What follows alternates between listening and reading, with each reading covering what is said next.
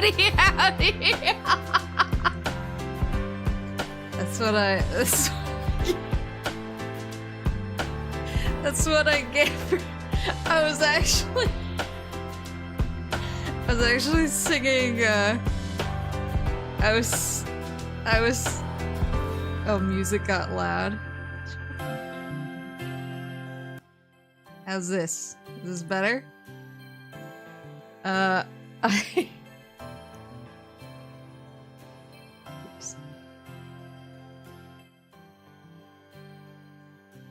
Alright, let me know how it is. Okay. I was singing Snake Eater to Syrup for like 15 minutes before I didn't like clear my throat or anything.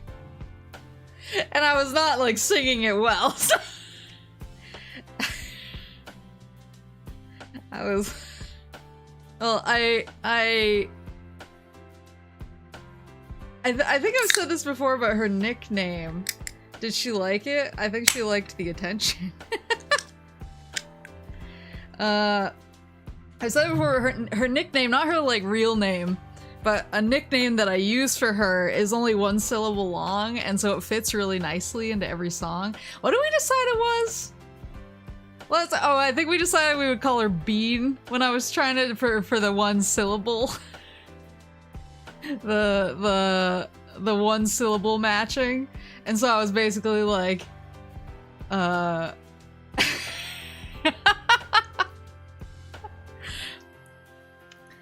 was basically like, I'm still in the bean eater, and she was just looking at me like,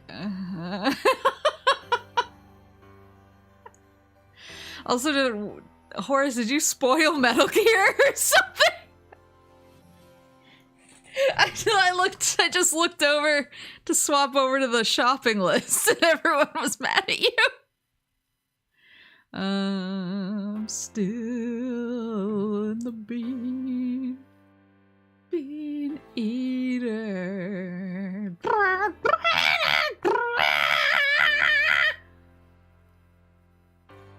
Lamp!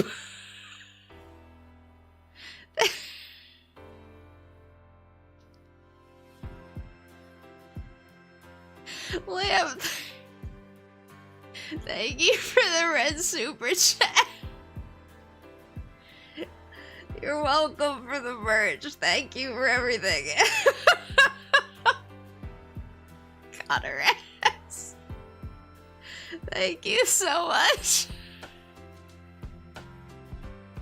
I'm glad that people like the notes and the merch. I was really nervous writing it. Thank you so much.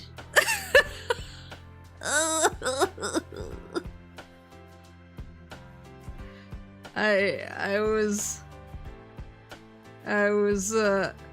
really nervous writing the merch notes because I was like,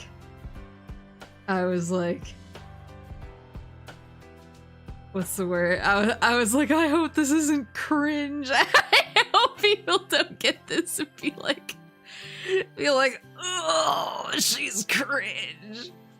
But I'm happy that people seem to like the notes. And I'm happy that people like the make me smile like a bitch. I'm glad. I'm glad that people seem to like the merch too. Rambling about Outer Wilds was a bold move.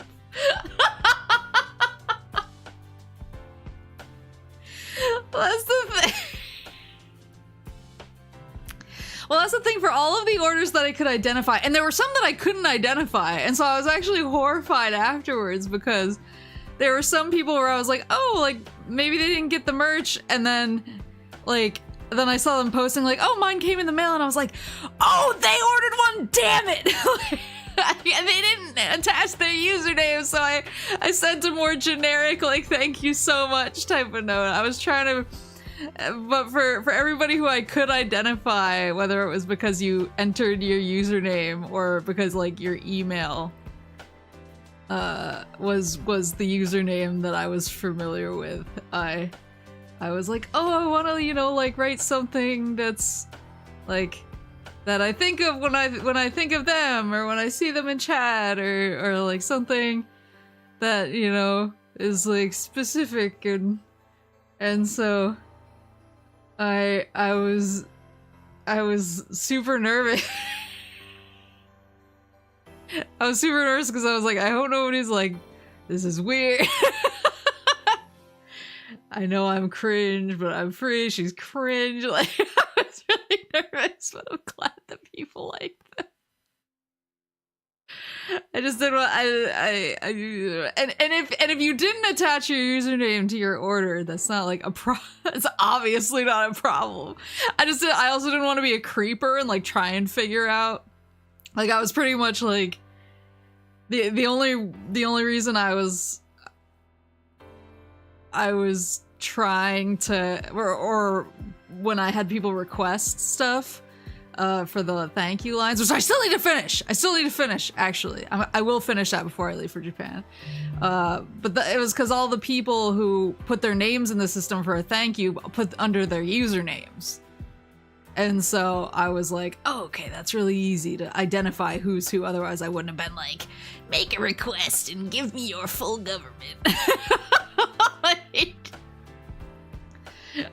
so I didn't want to like creep on anybody and be like, I'm gonna try and figure out who each person is. I didn't enter anything Koji related, just my IRL name, and still got a note addressed to Koji. Well, I can remember the before times.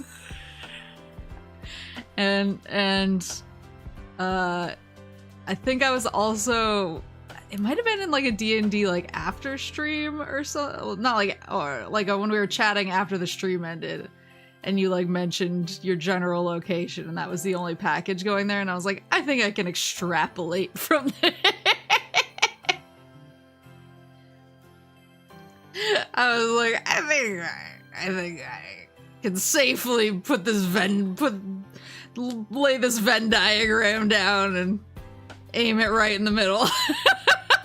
And if somehow somebody catches a stray, then good for them.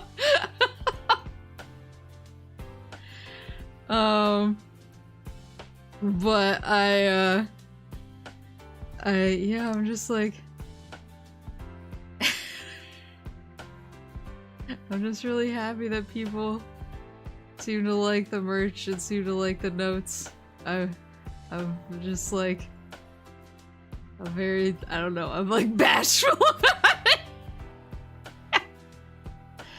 I'm just happy. I'm just real happy. Nice docs. Triangulate Koji's location. I'm really happy. I was really nervous about it. Thank you for playing Sonic games and being comfy about it. Thank you. I'm really enjoying Sonic. I know I like mauled it really hard at Secret Rings, but overall, I really like Sonic. I'm actually really excited. I'm excited to see if there's any, like, I don't know, stray anniversary merch floating around in Akiba or anything while I'm there, because I'd love to pick up some stuff. Some random got a night. Some random calling them Koji. Yeah, imagine if some random person got a like, hey, Koji. I'd be so mad if it was me. Well, I would be mad, but then I would laugh. Hold on, I just noticed. There we go. My little watcher friend back there is in front of me now. He's behind me. Korosonic merch? I have all of it, so I don't need to get the Korosonic merch. I have all the Korosonic merch that exists, I think.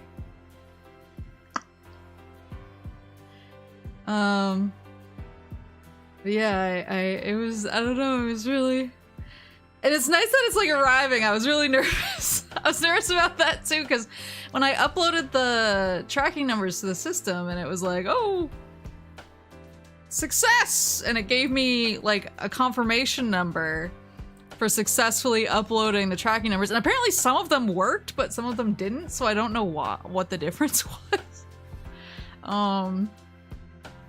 But are you gonna see the Sonic statue in the forest? There's a Sonic statue?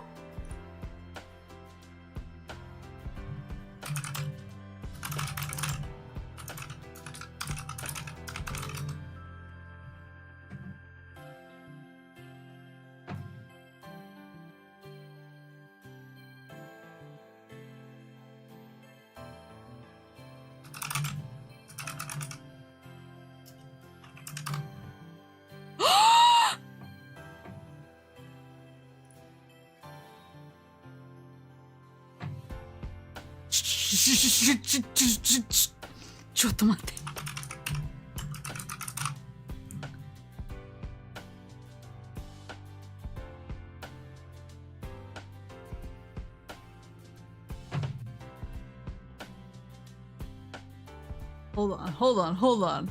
Oh, wait. I was gonna say it's kind of far, but there's one day.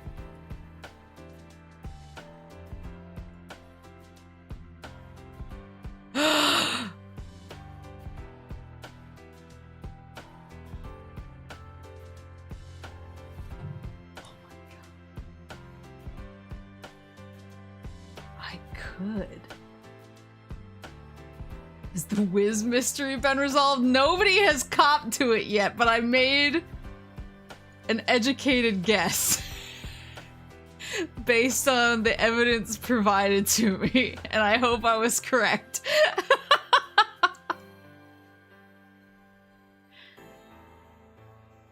Yeah, there's a Sonic statue.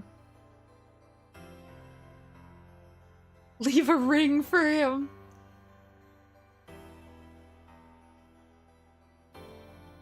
What's this statue? It's a statue of Sonic. It's about... It is like a little far from where I'm gonna be, but it's not impossibly far, you know what I mean?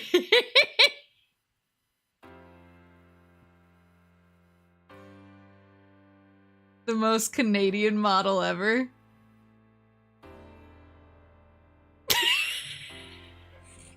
What did you guys think?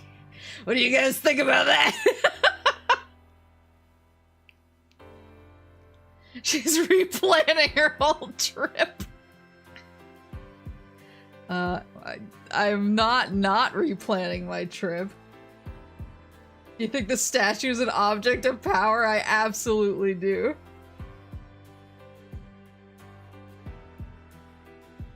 Oh my god. Okay, well, that's a good segue. It's a good segue into talking about my trip. But yeah, well, just wrapping up the merch. I'm just really happy.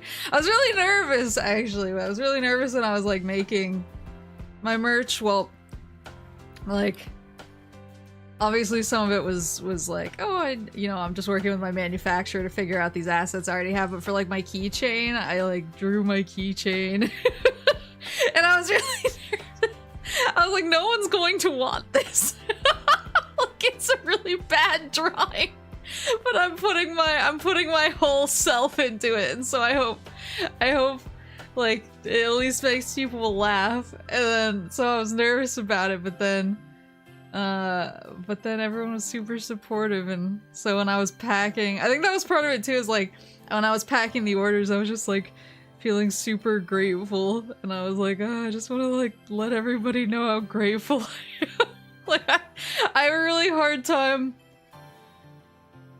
Like expressing myself sometimes. So I was like, maybe if I write it while I'm like packing it and really feeling it, it'll come across instead of my usual like.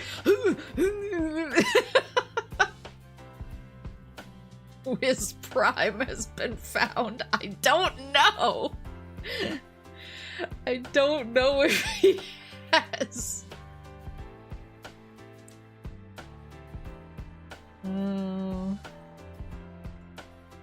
Let's see.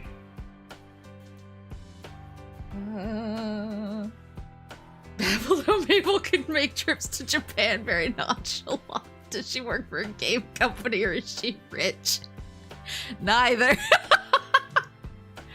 Well, when I used to travel there more, that was when I worked for a game company and I didn't have to pay for those trips. So that was nice. This is the first time, it's actually the first time I've had to pay to go to Japan, actually. And to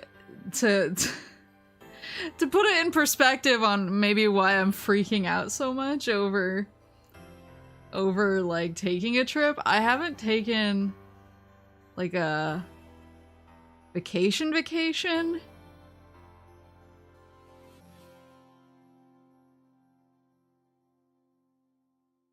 maybe ever in my adult life, actually, now that I think about it. So I have a little bit of like vacation funds that I haven't used. Like the keychain, so much I put on my keys for taking a picture. Ah, I'm so happy. Good night, Robota. We noticed, Maple. Wow, thanks. Can you kindly ask them to pay for you again for old time's sake? I feel like they would. That's what's so funny. When I quit my game job, I was like, it's kind of twofold. But like, on the one hand, I was like, this has too many hours and not enough pay, and it's stressing me out, and I want a different lifestyle. And so then, but like, everyone in my office, I was really good friends with like almost every single person in my office. There was one person who I was like, I hate working with this person. But other than like the one person, I was really good friends with almost my entire office. And so, they actually threw like a really big going away party for me, and it was like really nice and really big. And one thing that was kind of funny was I was late to my own going away party because I was finishing work. There was some I'm trying to think of, I try not to like, I don't know, it's probably fine if I just say like what I was doing. It's not like it's identifying information. I think I've just always been like kind of coy about what I did so that nobody would be like, ooh, like, I bet you weren't very good. But there was a game that I was updating the Japanese textures into English. Like, they were textures with Japanese text on them, but we wanted to translate them so that obviously in the English version of the game, the textures would read in English. There wouldn't be just like random Japanese stuff that people couldn't read. And so I was updating those, and that was like the last thing I was doing. And I was like, I'm the only person who knows how to do this. I need to finish this before I get to my going away party. Like, how are they gonna do this without me? And I was able to finish it, and the game came out, and everybody, it was funny, like, people actually complimented some of the textures, so they were like, wow, this is like really natural how they did this. And I was like, that was literally my dying breath. So it was like kind of funny to see people compliment them. I was like, you have no idea if that happened while some random girl was late to her going away party. But I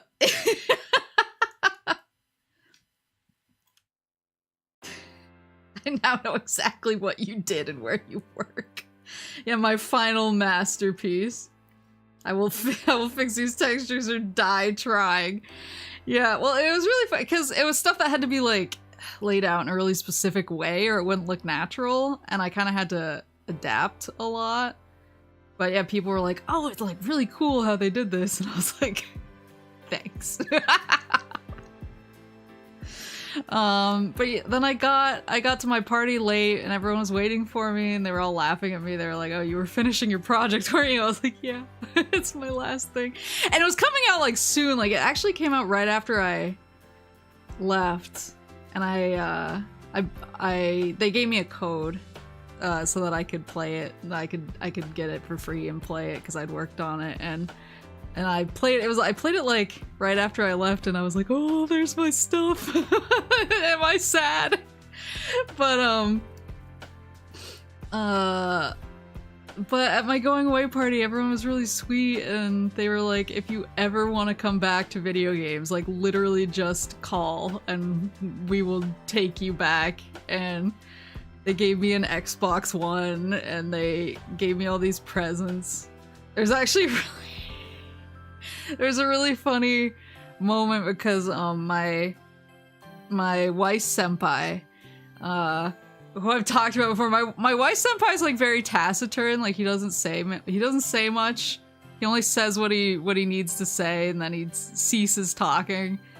And he, like, people were confused when we started hanging out because he was known as kind of scary and like off-putting in the office because he's very quiet and always looks kind of grumpy, but he's like nice if you get to know him and you play trading card games. But so when I started hanging out with him, everyone was like, "Oh my god, like how? How did somebody figure out like how to talk to him?" But so he was like not, and he was very unemotional. Like even when things were really intense, he would just be like, "That sucks." And that was like it. And so I had this moment at my going away party where one of the more like outgoing people at the office who I really liked came up and was giving me this big going away speech. And he was like, "Oh, we're gonna miss you so much, and we're gonna miss your energy, and we're like, please keep in touch, and I can't wait to see what you do in the future." It was very like heartfelt, and I was like, thank you so much." And then like my Weiss senpai came over, and he just gave me a one-armed hug and went, "Good luck." And I burst into tears. And everyone was like, "Why is that what did it? You just got the nicest speech ever." This guy was just like, "Good luck." And that's pushed you over the edge. But yeah, I feel like if I hit them up and I was like, "Hey, I want to go to Japan. Pay me to go to Japan and I'll do some stuff for you," they'd be like, "Okay." They wouldn't get it. But actually, I am gonna be seeing one of my coworkers from that company while I'm in Japan. Cause one of my coworkers actually moved to Japan a couple of years after I left, I think, and has been living there since. It's actually my coworker who, when Pikami graduated, and I was really sad, actually like didn't realize that he was also a Voms fan, and he saw me doom posting in one of our in one of our mutual discords and was like, "Wait, you like Pikami?" And I was like, "Yes." And he was like, "I love Pikami." He was like, "I love Voms in general." He was like, "I'm so sad." And so we were talking about it, and I was like, I've been seriously considering like panic buying a flight to Japan so that I can go get the goods from their pop-up store before she graduates. And he was like, "Don't be a dumb bitch." Like, he didn't say it like that. He's nicer than that. He was like, "Don't be stupid." He was like, "I live close to there. I was gonna go anyway." He was like, "I got you." And I was like, "Thanks, bro." And so he not only did he go and he got me like one of each of the Pikami things that they had, he like videoed the entire pop-up shop, which had like all these cool like art installations and standee, like life-size standees and stuff like that. He took a video of everything and was like, oh, he was like, and here's the graduate over here, and here's Tomoshka, and I was like, oh my god, it was so nice. And so after that I was like, I owe you so much, you don't understand. And so I didn't want to tell a lot of people, because I do know more people who live in Japan, but I didn't want to make it like a Maple's tour of trying to socialize with every single person thing. I wanted it to be more chill and I could do stuff that I want, like go out of my way to see the Sonic statue. But he was one of the very few people I hit up and I was like, I'm going to be in Japan and I literally owe you like a lunch, a nice lunch. So I was like, pick a place you want to eat. I will treat you to a nice lunch. We can catch up, talk about the good old days, talk about VOMs. He's a big Muneru guy, I guess. Cause he was like, well, they have gotcha stuff, and he was like, no offense, I'm keeping all the Muneru stuff. I was like, that's okay, man. That's all you. So he's one of the few people I'm seeing, and he's from the company that I used to go to Japan with. He went a few times too. We never went together for business. He was always like kind of on opposite trips, because I think we were kind of covering opposite roles when we went there. So I don't think, yeah, we've never been there at the same time, so that'll be kind of interesting. But yeah, so I'm excited. I'm meeting a couple of people, but I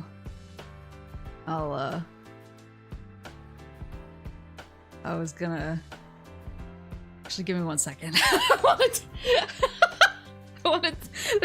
someone I want to text to ask if I can say something.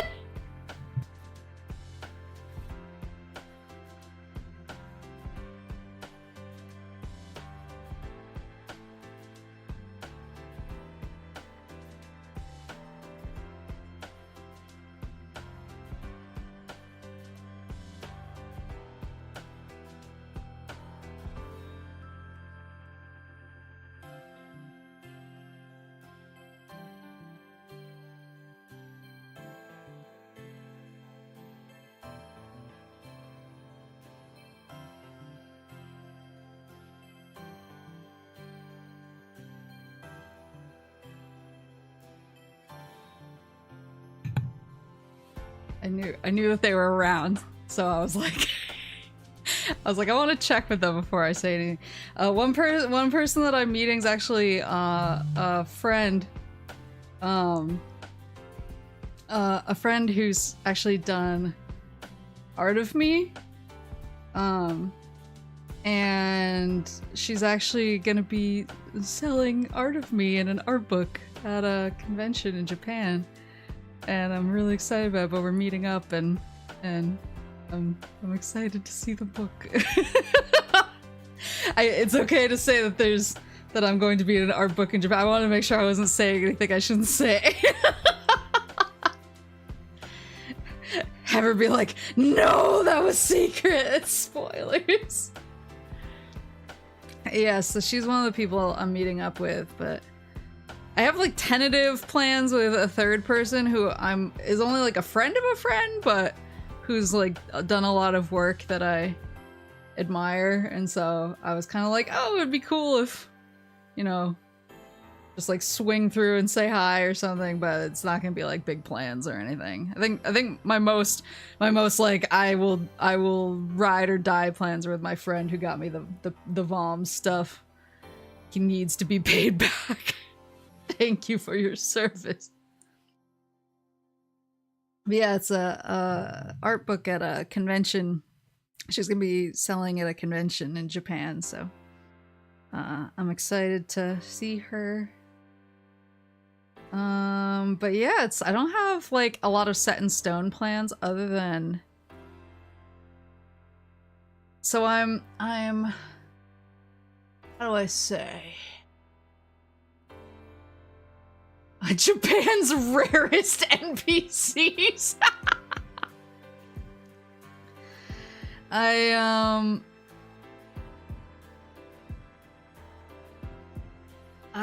am staying, so I'm doing like a few regions because when I lived there, I lived in Kyoto for 6 months and then I lived in Osaka for 6 months.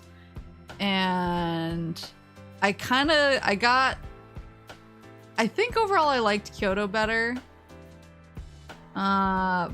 Just a smidge, because it was slightly more Suroraifu than Osaka, but I liked them both a lot, and so I wanted to spend a little bit of time in both, but I also wanted to spend time in Tokyo, just because there's obviously a lot of cool things to check out in Tokyo. So I'm doing kind of not a whirlwind trip per se, but I have my hotels planned out where I'm doing like a couple days here and a couple days there, and so I'm gonna be kind of hotel hopping a little bit so that I can hit all the regions that I want to hit. But what the fuck?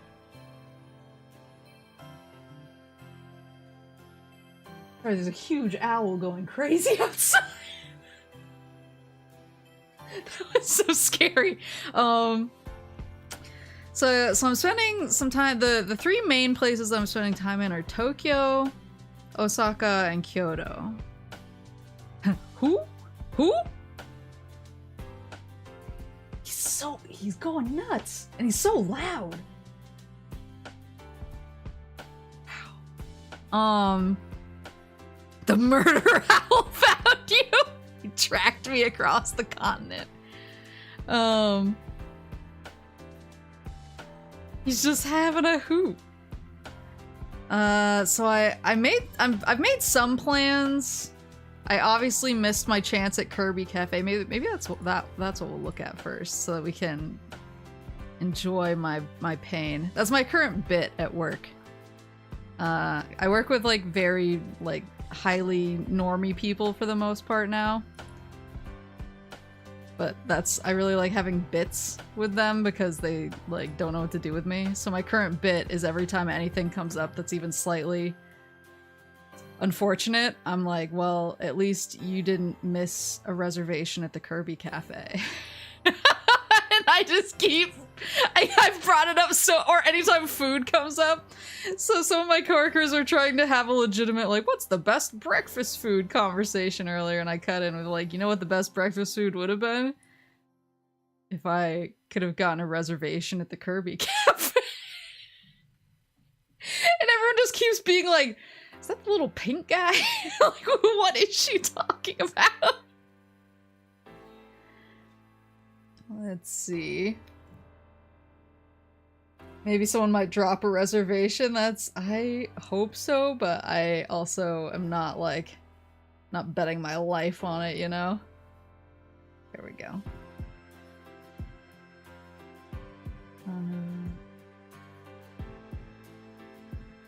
Can we count on a live Discord React segment about the airport and the crazy people you're bound to encounter? On the American side, yes. So I'm planning on, because I don't have service in Japan, I'm planning on getting one of those like pocket Wi-Fi's so that I can actually use my phone for directions and communication.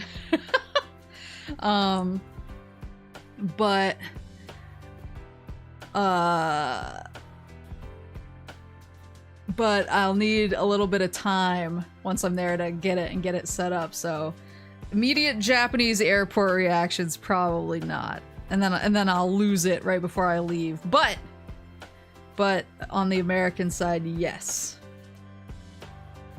My friend is going to that cafe in a few weeks. Are they going to that cafe in exactly 1 or 2 weeks? And could you convince them to sell somebody the reservation? I'm just kidding. I hope you host a Smash tournament at work and watch everyone run off the stage. When I first started at this company, I was trying to hide my power level a little bit. I still do to some extent. Like, I don't act as... I'm a lot quieter. Except to my boss. Like with my boss, I'm loud and weird and I don't really care because I like seeing him not know what to do. But like everybody else, all my coworkers, I tend to be pretty normal with. But I think it was my second week of the company, somebody quit and he was kind of a beloved worker there. And his request for his going away party was, he was like, oh, I'm gonna bring in my N64 and I'm gonna beat all of you up at Mario Kart 64 because I'm amazing at that game. And I was like, sounds good. And then he brought it in and I fucking wiped the floor with him, just broke him in half over my knee, threw the pieces away in a wood chipper. It was like super embarrassing. Because he had been like stunting all week before. He was like, oh yeah, my final act at this company is gonna be killing everyone at Mario Kart 64. And then I existed. And he was like, people still bring it up. They're like, yeah, remember when you just like embarrassed him at his own party? And I was like, no, let's not talk about it. Is one of your goals sneaking into Sega headquarters and play Monkey Ball early? Yes. But I can't say that, or they'll put up defenses against me. The man had a family. He was so embarrassed. I was like, I mean, you didn't expect me. Especially because it was so early in my time at the company, so people didn't really know me very well. I remember there's one person I don't like super know him. He's one of the, you know, those friends at work who you don't know but you're on the same wavelength as. I have one of those friends at work where we just I think we feel the same way about things. Sometimes we just look at each other and we're like, But he said, he was like, when you first got here, I thought you were super uptight. You seemed like very proper and uptight, and then he was like, and then as soon as you started, you know, letting your guard down, he was like, I realized you're just an idiot. I was like, yeah, you're goddamn right. Not only did he leave your company, he left it in shame. He actually got rehired again later, and immediately brought it up to me. And he's already left again. But he didn't have a Mario Kart party this time. I was like, he knows. He's not gonna risk it. He's not gonna risk it for the biscuit again. So let's see. This is huge. If I shrink it, will it shrink in? Oh, it will. I see. Gonna make it even bigger. So I'm not going to the Kirby Cafe, as we know, because I have the saddest backstory of all time. But I still want to look at their food because I am gonna get takeout from it. Is your frog son still there? He is very much still there. He is actually the native Spanish speaker who threw a roll of tape at my head today.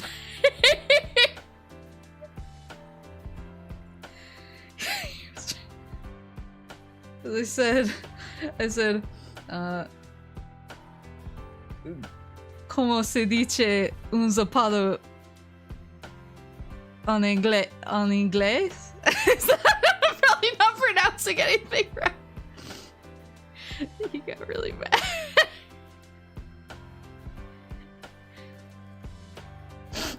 He also got mad at me because I said, somebody asked, you said English and French, anglais. Anglais. Chinois.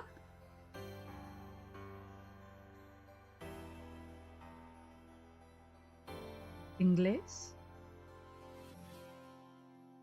He got mad at me because someone was asking something work related, like, oh, should we do this or this? And I said, ¿Por qué no los dos? And he was like, shut the fuck up, I don't want to hear that out of you. I was like, okay. Okay.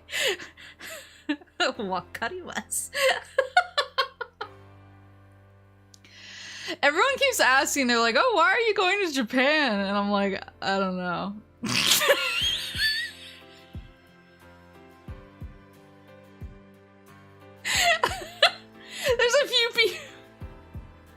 There's a few people who are like, how are you gonna survive over there? Like, Japan seems really, seems really hard to get by in if you don't speak the language. And I was like, so this. I actually, one of my coworkers was asking me about that, and I was like, well, I do speak some Japanese, so I'll be okay. I was like, I speak enough to like survive. And she was like, wait, what? And we were actually ordering food together. We were ordering food together for lunch when we were talking about it, and so when the food came, she was like pulling it out and she was kind of looking at me and she's like, so you really speak Japanese? And I pulled out my salad and I was like, Sarada tabeteru. Sarada o taberu tsumori desu. Hai. Itadakimasu. And she was like, what the fuck? And I was like, yeah.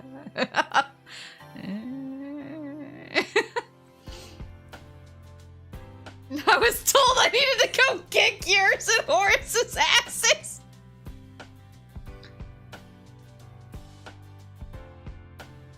Yeah, I was planning to eat the salad, bitch. What's your point?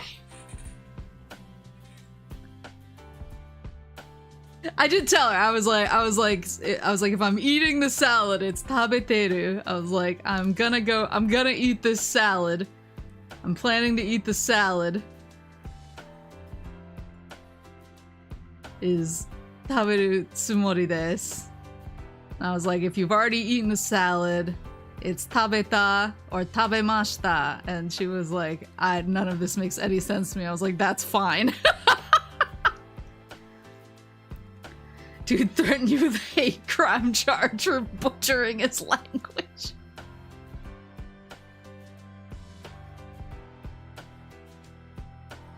Send her the chat logs, you're not free of sin. But yeah, so it's been kind of fun because yeah, a bunch of coworkers, I guess I just don't talk about myself that much. I used to be a lot more, I guess it's easier when you're in a game company and you all just want to talk about the games that you're playing at home all the time. I guess that's like, you tend to kind of talk more about, oh, I was doing this weekend, I played this dope game. I don't really do that anymore. I kind of just listen to other people and go, oh, that's cool. But what am I gonna say? I hung out with my cat and I streamed online and I was screaming about the Kirby Cafe on my stream on YouTube. You all have to be so interested in what I have to say about the Kirby Cafe. So I don't, like, volunteer a lot of information. How do you relate to the normies? Mostly with, like, movies that we've all seen. Because I do watch a lot of movies, so I'm able to jump in on, like, movie convos. And local stuff. I'm very good at local stuff as well. Local stuff is where I shine. I have a lot of opinions.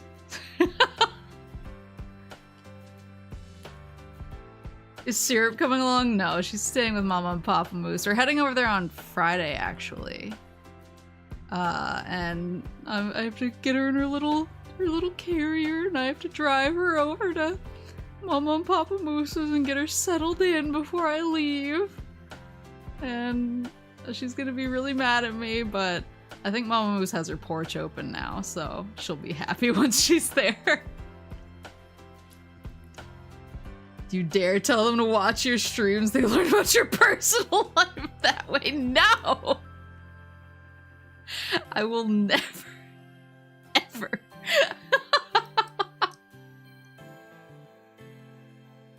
But yeah, I'm gonna miss her a lot. I'm gonna miss her a lot. It's so cute. Let's look at this Kirby menu before I start crying about my cat. There was a scare where I thought my Zoomer son was lurking. It was because... I forgot even what I said. It was something... I said something in the Discord, and he immediately said something related to it to me in real life, and I was like, that's odd. And then I made a The Hills Have Eyes joke, and he immediately said it to me in real life. And I was like, what the fuck? And so then I said something else in the Discord, and he wound up saying that too later in the day, and I was very suspicious. But he hasn't said anything since, so I think it was just like me achieving moksha. The world revealing itself to be a simulation. So I can't go into the Kirby Cafe because the reservations sold out instantly. But I can, anything that has this takeout okay icon, takeout menu arimasu, anything that has takeout okay on it, I can order takeout. And I've heard that it does take a while, but it's fine because they have a gift shop full of cute Kirby stuff. And so you pretty much like get there and you order your takeout, and then you go hang out in the gift shop for a little while until your food is done. And then you can take it home with you. So I can only... there's certain things I'm really like, look at this. Happy birthday, Kabi. Kabi baga and miso sauce pasta. Wadordi baga and miso sauce pasta. So you can get these in takeout form further down the menu, I think. But look at the Waddle Dee having his afternoon nap in the omurace. Waddle Dee no hirune omurace. He's in the omurace is this blanket.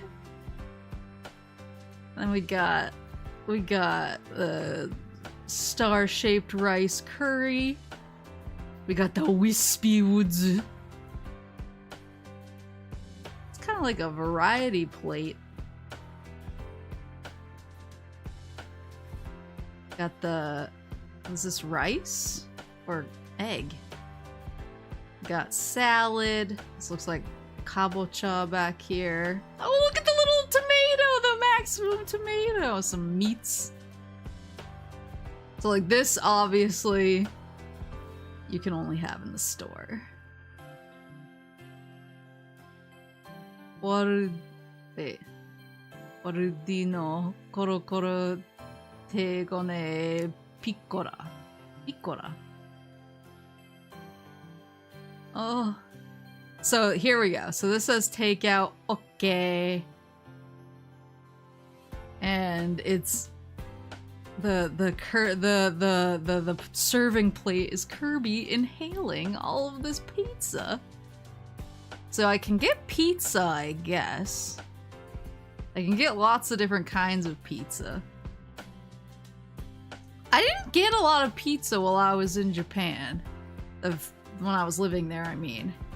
Because I had roommates who had a tendency to like to order the weird shit from Japanese Domino's.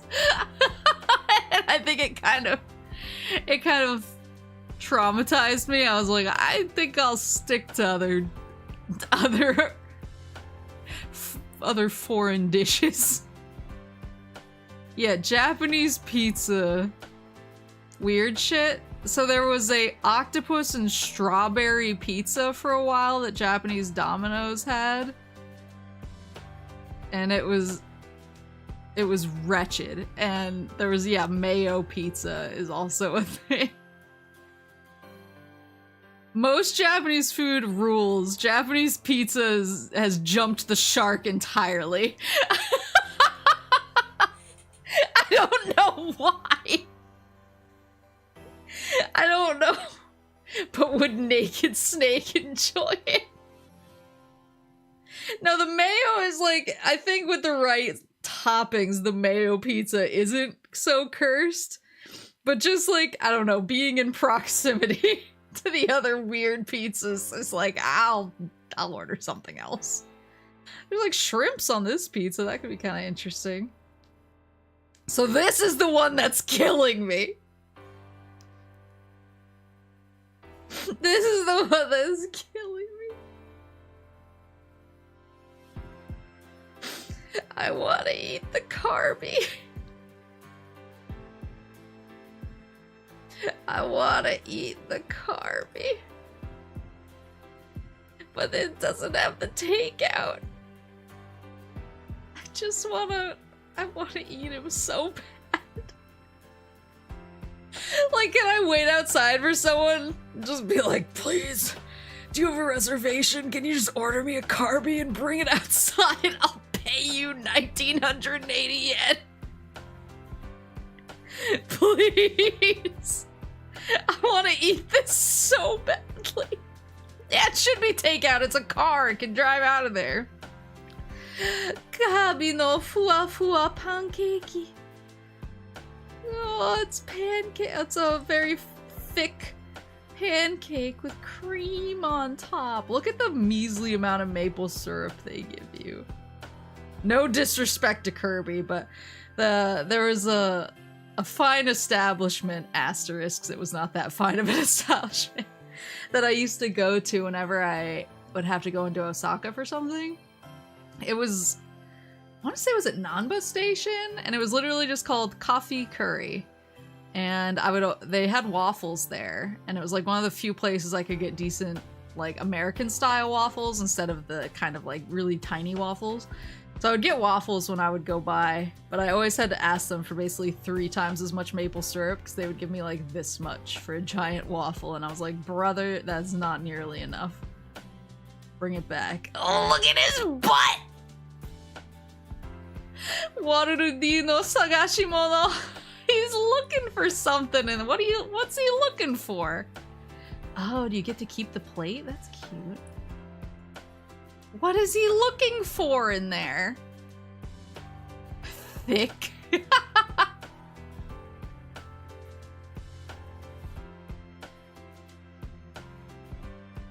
Oh, what are the butt?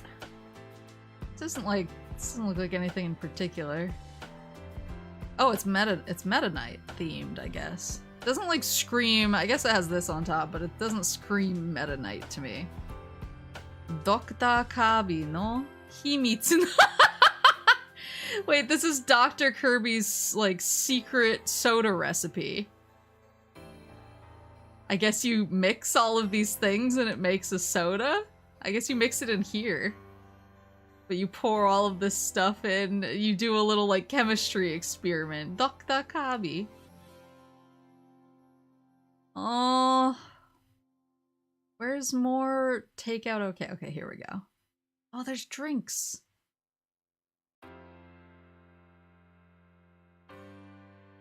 Oh, wait, is this marshmallow? Marshmallow ole. Oh, marshmallow ole. Orangey ocean. Oh, I want to go. Okay, so I can only order pizza or these things. I think I'll get the burger because then I can get this. What? Oh, so kabi baga and potato fry. Or warudi baga and potato fry.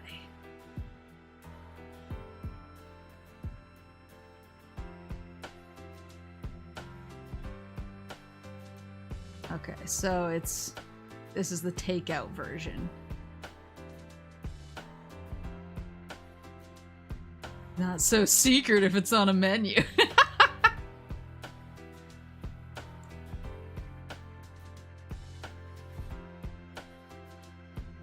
So you get this and then you get the thing with it. Can I just buy both? They're so cute! The waddle, it doesn't have the ingredients or description on this one, but the Waddle Dee burger looks kind of like chicken to me. And Kirby looks like beef. Wait, maybe in the normal listing they say.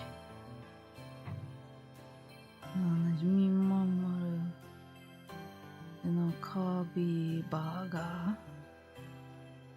Niku, niku, niku, niku.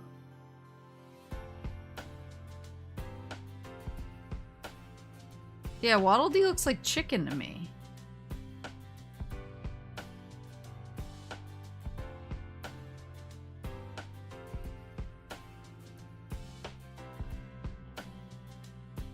Just talking about the delicious balance. Oh, chicken! Chicken! Oh, it's free, yeah, fried chicken. What do you got? Chicken, oh, some the bagani.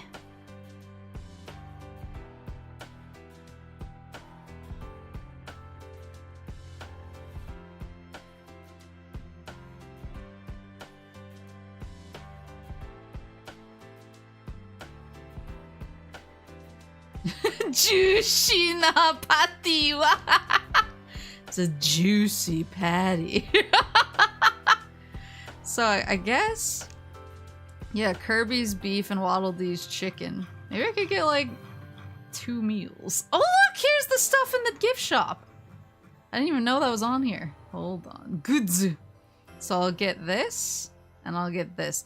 I wonder if you order the takeout, if you can actually keep the serving plate of Kirby. Can I take it? Can I have it?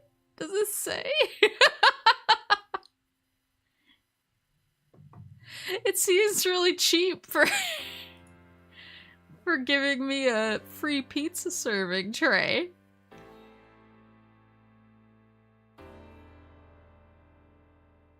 Oh, look at these Kirby chopsticks.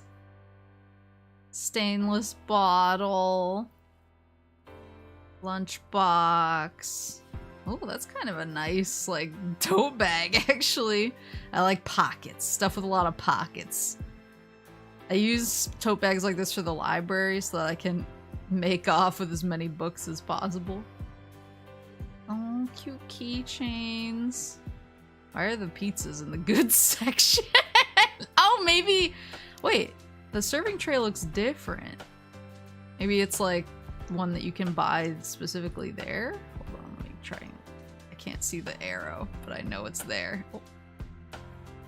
Oh, yeah. Or is it like a mini version?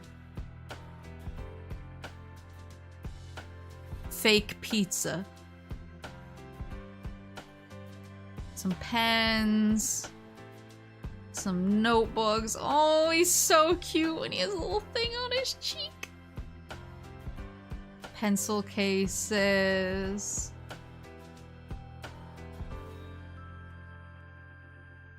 Oh, little pastas.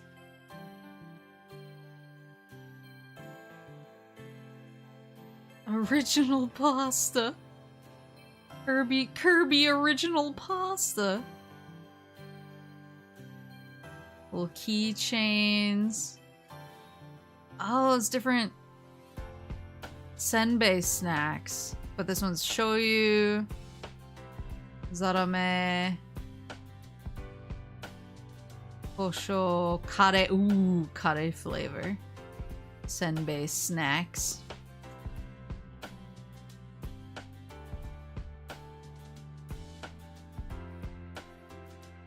Little wallets. Oh, I like this. The shoulder bag. Masking tape. Washi tape. What is this?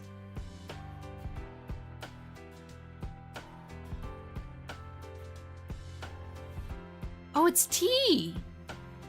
Apple tea. Karubi. Kabi, I need the... Ah! Henke! Kuruma! Kuruma ho! Body keiki! Key holder. So you'll let me get a keychain of the cake, but you won't let me eat the cake? Oh, look at this little Waddle Dee! So fuzzy! Oh, he's got the fork! You can get mugs. Drip coffee? Kirby drip coffee? Oh, look at little cheese box. A burger box. He's so cute.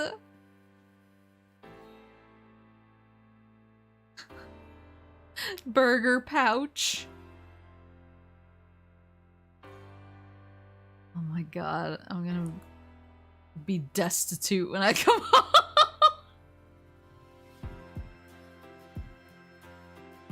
Just don't eat the carby keychain, you can't stop me. You're bringing a whole suitcase just for this store? I'm not saying no. The sound of Kirby Cafe. Wait, what is this? Is it like the music that they play in the restaurant so I can go home and pretend that I had the experience? Look at this silverware. Oh, and more! Well, okay. So, at least we've decided one thing. And that's that I'm buying these two things. Oh, I can't wait. I'll have to be really hungry. So I can eat both. Curb Cafe music. Well, so I spent all my money on Kirby and Corday, please help. Kirby beats to study and relax to. So there is a cafe that I did get a reservation at. I did manage to pull it off. That's the Eorzea Cafe. Hold on, let me prop it better. I got into the Eorzea Cafe. That one I am confirmed. I've just been trying to figure out my outfit. What game is this from? It's from Final Fantasy XIV. But you would know if you would play. Did you swap to me in Kuriko's server yet? Or are you still just off being sad and lonely? Alright. Eorzea monster. Wait, different meats from different Eorzean monsters. Oh look, they have English. Assortment of 4 types of Eorzean monster prosciutto. I'm kidding, obviously. Yes, I just haven't played since then. So I'm going to the Eorzean Cafe. I'm not really a prosciutto person. That feels very unfancy of me to say. I like cheese boards, but I kind of avoid the meats because I'm just not like a huge meat eater in general. Like I'll eat it. I'm more inclined towards chicken, and I'm 100 times more inclined towards fish. I kind of everything else kind of makes my tum hurt. Is this Digimon?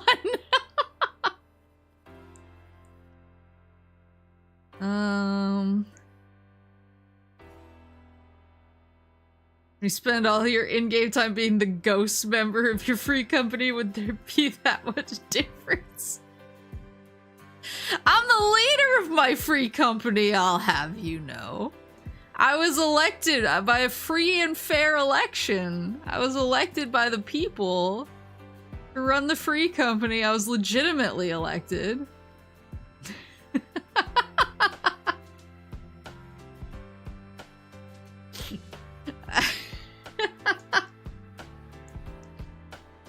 Everyone says this, and there have been no problems since I became the leader. How many voters were there, Chairman Maple? Wawa's over here like, stop the steal. It's a little American humor for you. Kian's Big Blee. Are you guys seeing this? Hold on, I don't know if you can read it or if it's too small. It says, Kian's Big Blee acclaimed traditional cuisine of the Mole tribe.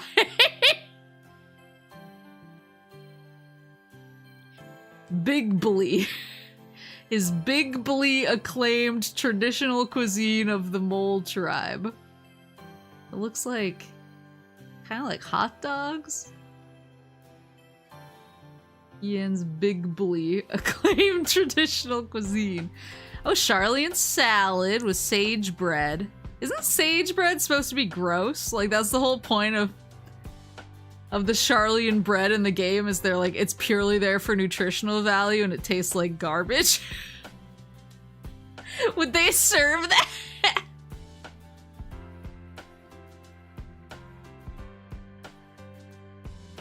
Sin Eater Cocoon. I don't know if I would want to eat that knowing the lore. Radica Greatwood. A Hilo? A Yilo? A Gilo? I don't know how to pronounce that. Oh, Rahijo. That is not what that says. Rahijo. That actually looks like something I would eat. The Radica Greatwood this. You don't want a light meal? Yeah, it's got like broccolis, mushrooms, shrimp. That's my kind of dish. Maybe perhaps I will have the Radica Greatwood Rahijo. Giant beaver croquette. Lahi. Oh my god, wait! Guilt soaring cheese potatoes. Is this supposed to be like you're crashing down and this is the explosion out around the attack? That's really clever.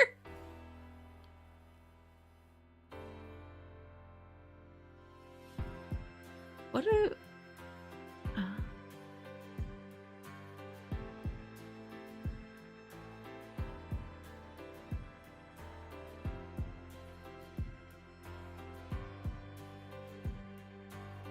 The beavers. Fried dodo. Mobby Mobby fish and chips. Moogle's cheese hamburg kupo.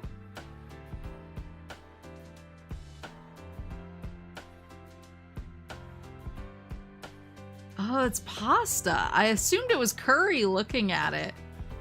But it's pasta underneath here, and then in the Moogle it looks like there's steak, and this is cheese.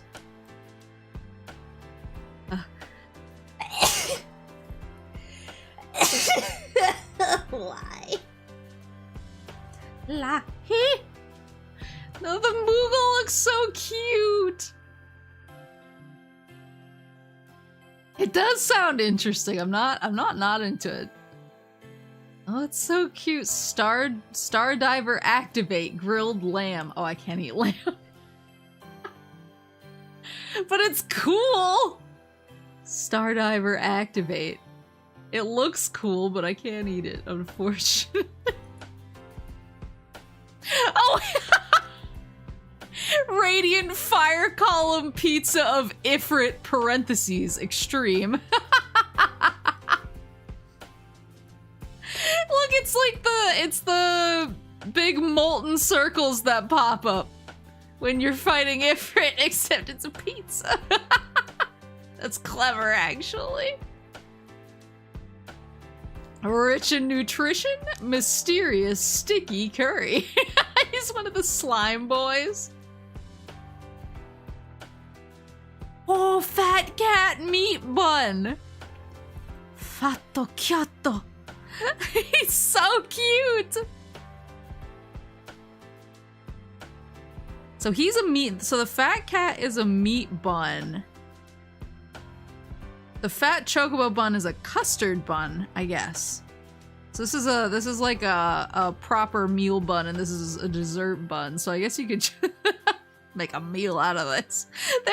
He's so cute though. Look at his face. Send me those fat chocobo meat buns. It's a custard bun. You can have the fat cat meat bun. Send me the fat chocobo custard buns. That's right, nobody else has played Final Fantasy XIV with Horace, because he took forever to change servers. But the way that he plays Final Fantasy XIV is he just wears a golden suit with a fat chocobo head on at all times. So you can't see what he looks like. I guess if you did switch servers, I guess other people will see the majesty soon.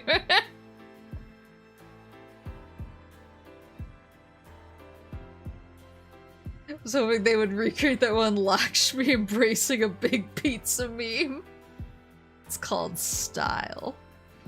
Premium assorted noodles from Garlemald. Oh, a little Garlemald. So this is... yeah, I guess it's just noodles, this pork, green onions. But there doesn't look like soup, it looks like kind of like dry noodles. Maybe there's a little stuff in there. Rods at rice.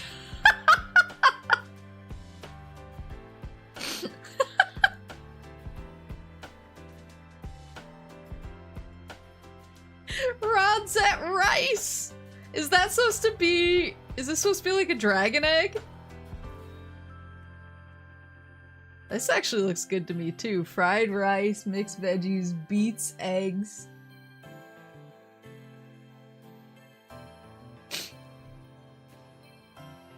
How much...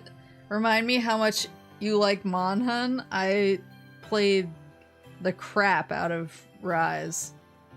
I haven't played much of the older stuff. I own World, but I haven't like dived into it. I think Rise was the perfect crossover of like I had friends who were playing it and so I wanted to play with them, but I think all of the kind of newer accessibility stuff that they added to Rise to make it a little easier for newcomers clicked with me really well. And so I played a lot of Rise. Googling Pasela and stumbled onto this. Uh-oh, hold on. Let me get through this menu first, and I'm gonna open that, and then I might have more plans. I heard Garlemald I have returned. Did you get all the Yokai Watch stuff already, Maple? So funny story. Back in the original run... back in the original run of the Yokai Watch event. I love Yokai Watch. Like, I love Yokai Watch. Yokai Watch? And I really wanted like all of the Yokai Watch stuff. Especially the Jibanyan mount because I love Jibanyan. He's my favorite. Every Yokai Watch game I play inevitably spirals into a full Jiba run. Where I'm just like, my party is just like Jibanyan, Melonyan, Robonyan. It's just Nyan City because I call them the Jibas even though they're the Nyans, but I love the Jibas. And so I wanted the Jiba meowt. I wanted the Jiba mount because he's my favorite. And so hello every Nyan. And so I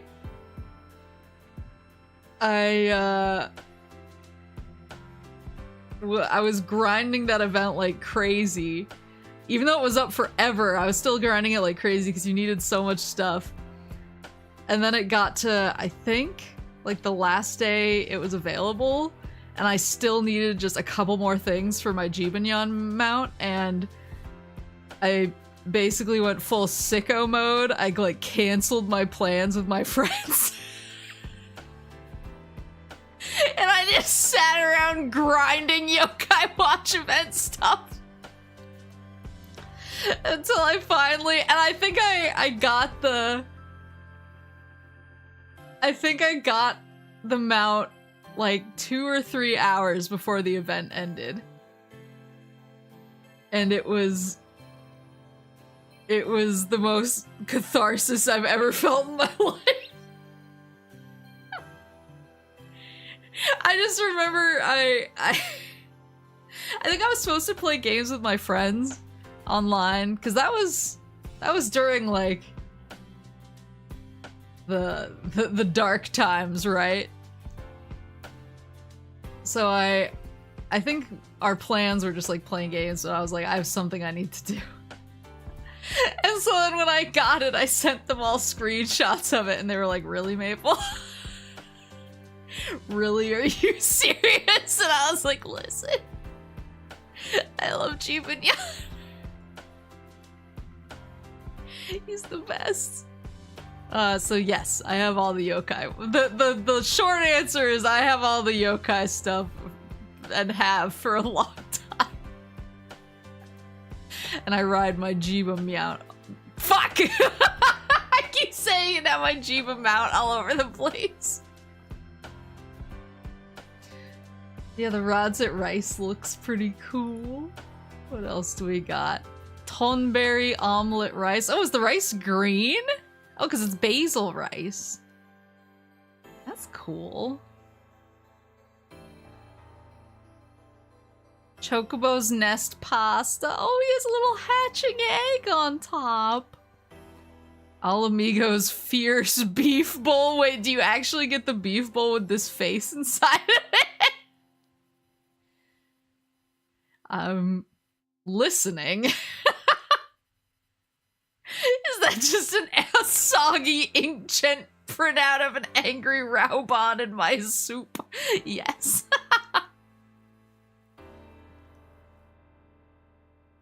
Double dipping on fates for AR relic stuff while grinding yokai is a power efficiency move. Yeah, I was kind of doing that a little bit, but then I gave up on my relic because I'm a casual, I guess.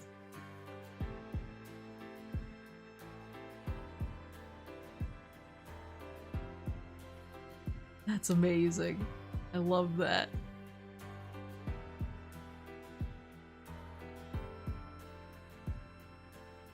And then Black Mage's Leyline Tiramisu. Oh, it's the tiramisu with the... That's the skill that puts the leyline thing on the ground that buffs your magic. That's kind of cool. It's like floating on the tiramisu. I like just the fancy Pocky tenderly laid across the whipped cream here. Stick or poker fondue. Oh, look at the little fondue boys. I would feel too bad about eating them. They're so cute. Thank goodness you'll be doing a lot of walking. That's what I keep saying to myself. I'm like, there's so many things I want to eat. I'm so glad I'm gonna be walking. Chocolate of the 7th Dawn. That just looks like fancy chocolate. It doesn't look like anything in particular. It's cool. I will eat it. Collusion lemonette waffle. And faux Hollow's chocolate toast. Oh, it's like... Is it actually toast? Is this a, Is this a dungeon I haven't gotten to yet? Because I've been so busy hitting rank 20 on my island, which I did, by the way. Wait, a Shin Godzilla zipline? 1 second. Spoilers on the menu. Oh, do they serve alcohol? These are listed as non-alcoholic. Maybe there is alcohol there?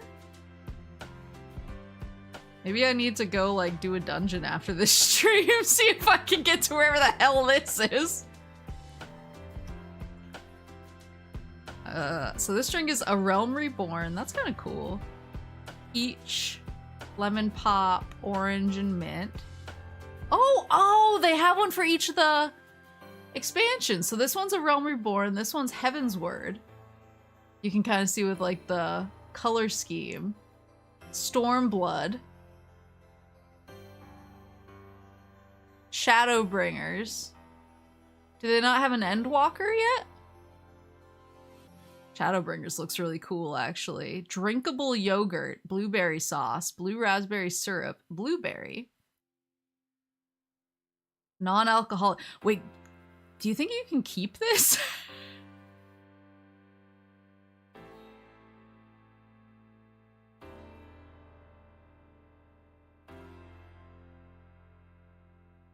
Do you think you can keep this mug that says Final Fantasy Eorzea Cafe on it? It looks super like you can walk out of there with it, but it's only 880 gil for the drink. Which translates to yen, I'm presuming. I'm presuming I don't have to go in there and have like a gil exchange rate.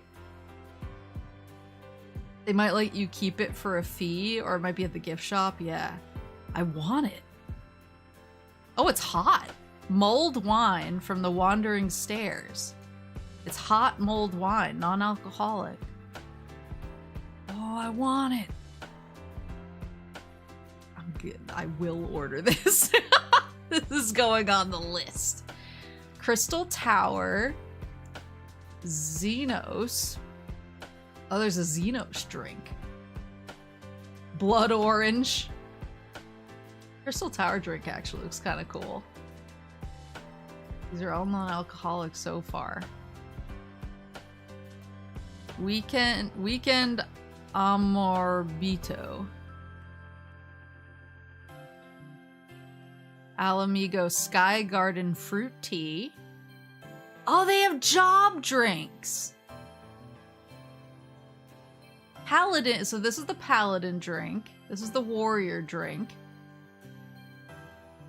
Warrior drink looks really cool, actually. Well, I need the Gunbreaker drink. Monk drink. Oh, look at a little chakra gauge. Ninja. Oh, look, it's the bunny on top. Oh, wait, look. What are those? What are these? These are supposed to be like, I assume these are supposed to be the chakra things filling up. Bard. Oh, it has little arrows in the lemon slice. Energy drink syrup. Get it? Because it's a bard. And he like gives you energy. Samurai. These are so cute. If Gunbreaker isn't in here, I'm gonna freak out. Black Mage. I like the staff. It's supposed to be like mana, I guess? Machinist. Do you guys say machinist or machinist? I always say machinist, but I keep hearing people say machinist. I'm starting to feel like a dumbass. Oh, look, there's a little rook up here. Red Mage. Wait a minute, what is this? So, Red Mage, you get this drink, which is red, but it's clear on top, and then they give you a black shot and a white shot. So you can pour it in for like using your black magic gauge and your white magic gauge. Apparently this is blueberry syrup. So it will go in blue, like it actually shows up in the gauge in the game. That's really cool. Wait, I like that. I'm not a red mage, but I like the interactivity. Summoner. I actually like how creamy it looks. Little Bahamut on top. Dragoon. What the? Dragoon gets a shot as well. Blueberry syrup. Lemon pop syrup, soda, cherry. Oh, this is cherry syrup. Oh, is that for like blood for blood? This looks like the blueberry syrup. I think this is the cherry syrup. And then you pour it in for your blood for blood. Dark Knight.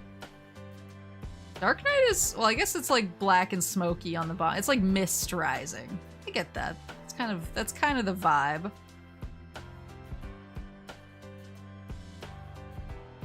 Wait, does the Red Mage drink? The Red Mage drink is non-alcoholic.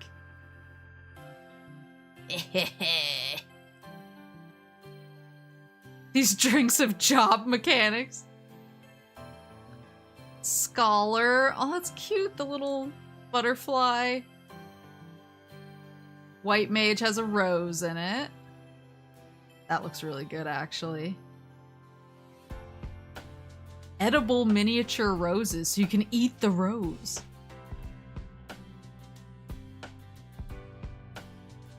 Blue Mage. Oh, Blue Mage also. Oh! Hey, look, Blue Mage has a little, what's this called? Oh, what's this called? A piper? A pipette? Has a little pipette full of blue stuff. I wonder if it's this blue when you first get it. Or if this is like after you pipe in the blue stuff. You're piping in your blue magic. Astrologian. I like the card at the top. I feel like that would be one that would actually be really fun to have like a drink mechanic for. Like, you get a shot that comes with it, but it's like under a napkin and you don't know which shot you got until you're pouring it in or something. Or it comes in an opaque container so you don't know which flavor shot you get, whether it's red, blue, or green until you pour it into the drink. Hire me, Square Enix. Are you supposed to pipette a little bit of other people's drinks into your own blue drink? That would actually be amazing. Now here's what I'm talking about. Gunbreaker! That's me. Lemon syrup. Wait, what the hell? Lemon syrup, milky lactic acid, bacteria drink, soda, Monica, and popping candy. So it looks like for the Gunbreaker drink, you throw the popping candy into your drink, and it obviously like fizzles and pops because it's supposed to be like your shots, your loaded ammo going off. Like, that's so cool. How many? I mean, they're all non-alcoholic. I can technically have as many as I want. The question is, how many drinks can I fit in myself? And then Dancer. Dancer's cute. Cherry. Sage. Oh, so they have the Endwalker jobs, just not an Endwalker drink, I guess. Sage, Reaper. They both look cool. Crystal Exarch. Wait, look at the ice. They like, I don't know how they got that ice effect to make it look so blue and opaque. That's really cool. And perfect for the Crystal Exarch. Ardbert. Oh, Titania has a drink.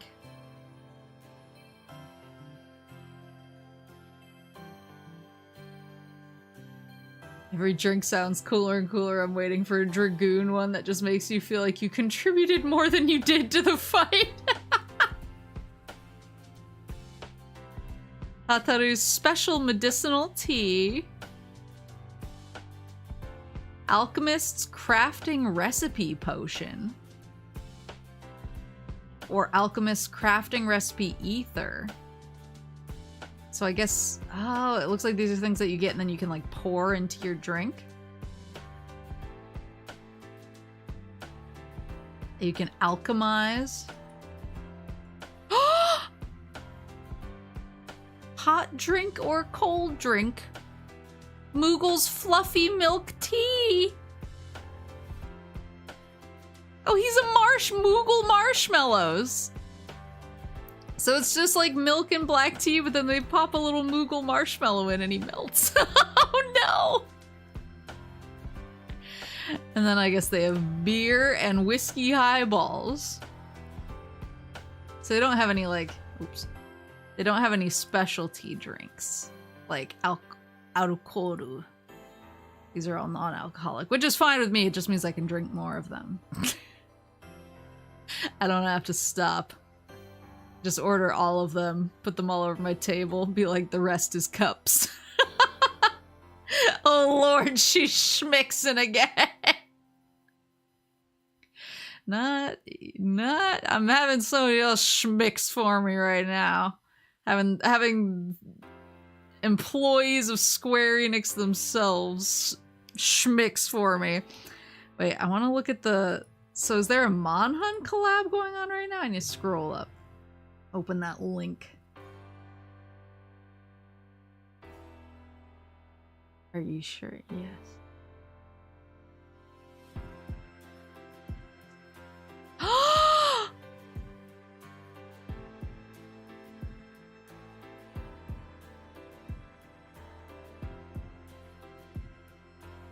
Wait, this is so cute!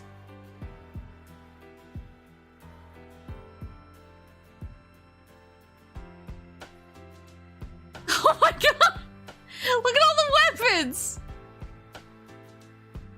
A life-size Palico welcomes you. He's so cute! You can enjoy the world of Monster Hunter with life-size weapons and equipment on display. You can also enjoy local play in the store. Let's find the environmental creature Ginseng Monkey that appears in Monster Hunter World Iceboard. Oh, look at the weapons and the armor. Oh my god. And look, they have like play areas set up. Hold on. Menu. They have a stamp card, of course they do. There's one in Akiba, where I'm going to be, and there's one in Namba, where I'm also going to be. Reservation. Hold on. I might be about to do something live.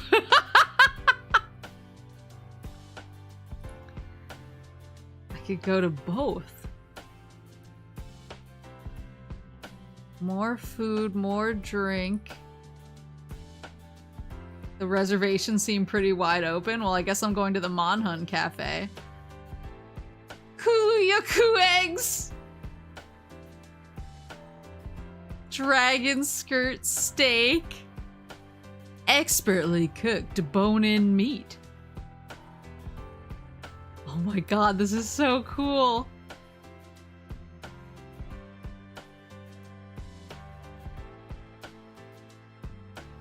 Feline child's plate.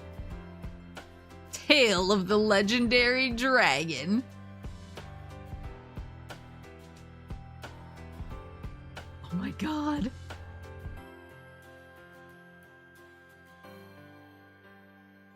This is so cool. Oh, look at the spa! You can get yummy bunny dongo! It's a tasty treat!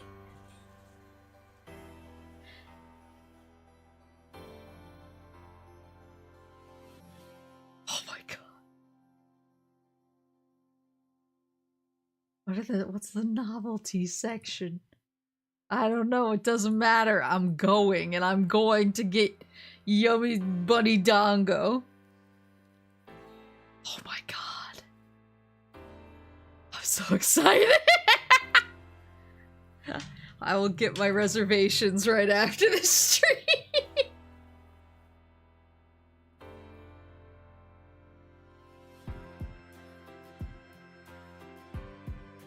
Hold on, I want to look up.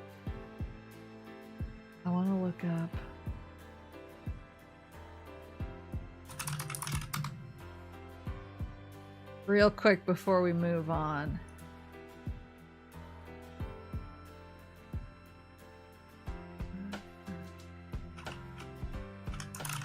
Fluffy bunny dongle.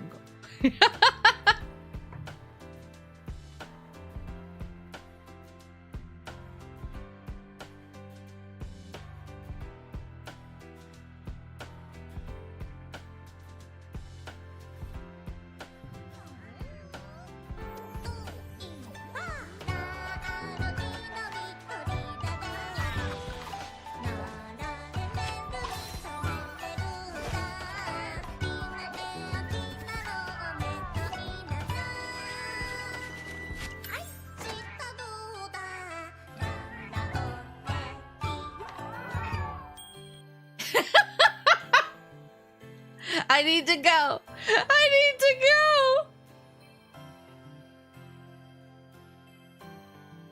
go. Your coworkers are gonna be like, what did you eat in Japan? And you're gonna be like, video games. Sonic Carnival, I've not heard of that. Wait, where's the Godzilla Museum? Museum. Da da da da da da da da da da da da da da da da da.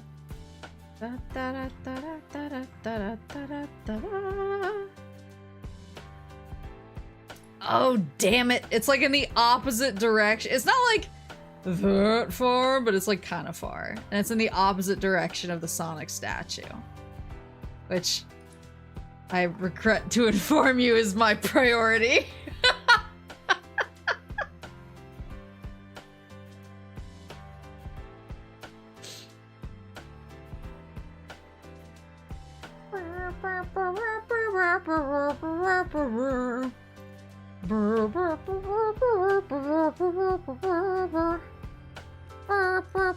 I'll show you guys a Sonic statue, which I'm definitely going to.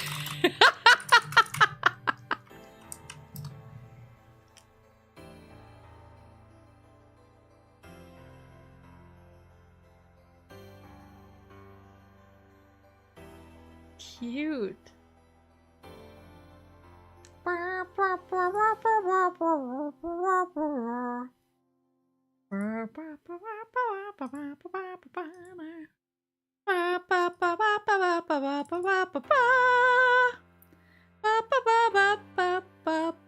Snake eater. Look at it.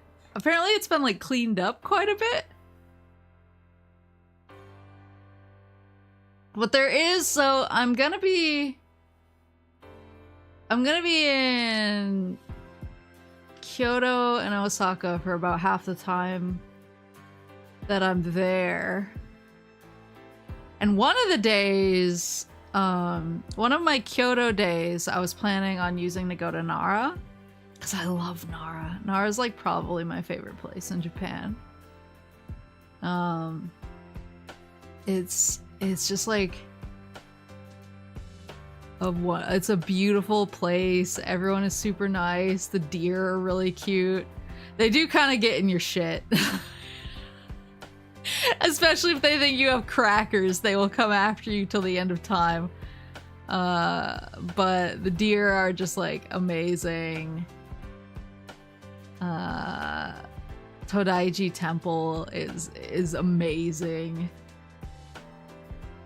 I love Nara, and so I was planning on using one of my Kyoto days to basically just go chill in Nara for the day, but the Sonic statue is kind of like in the direction of Nara.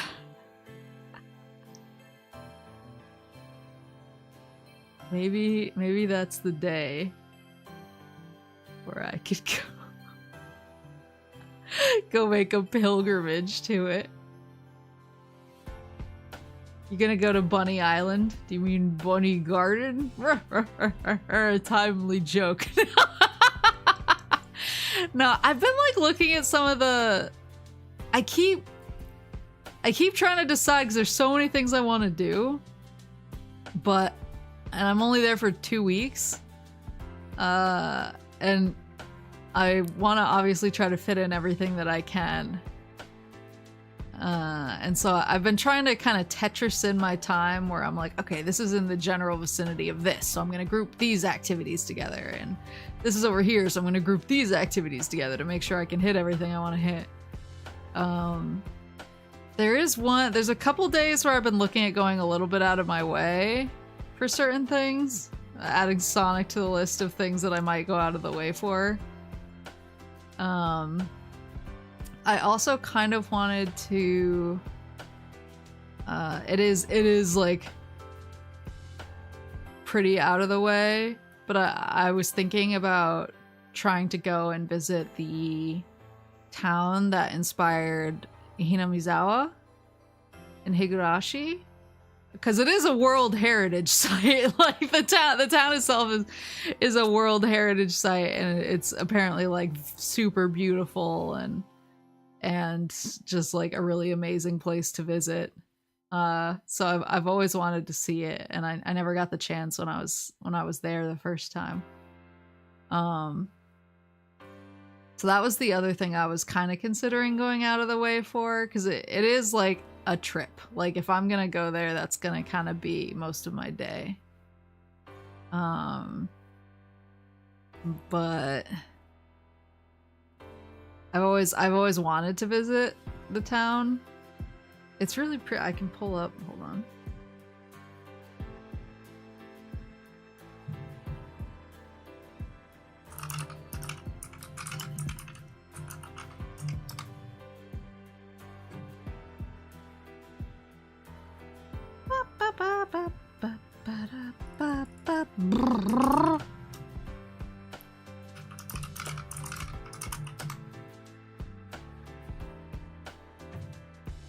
Yeah, it's in like, it's near Gifu.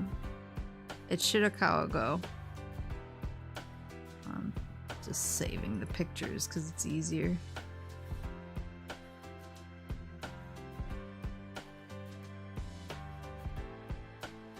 Yeah, it's like kind of a mountain town. But I've heard that it's cool because it is very historic. A lot of the architecture there is very old.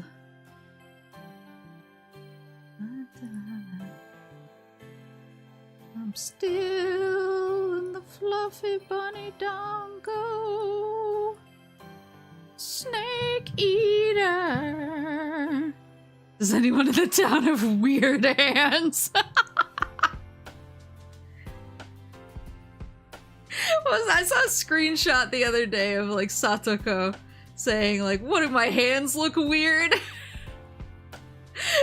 and somebody posted the screenshot with like, I don't know how to answer this question. Yeah, it's just like a really beautiful place with kind of like older architecture.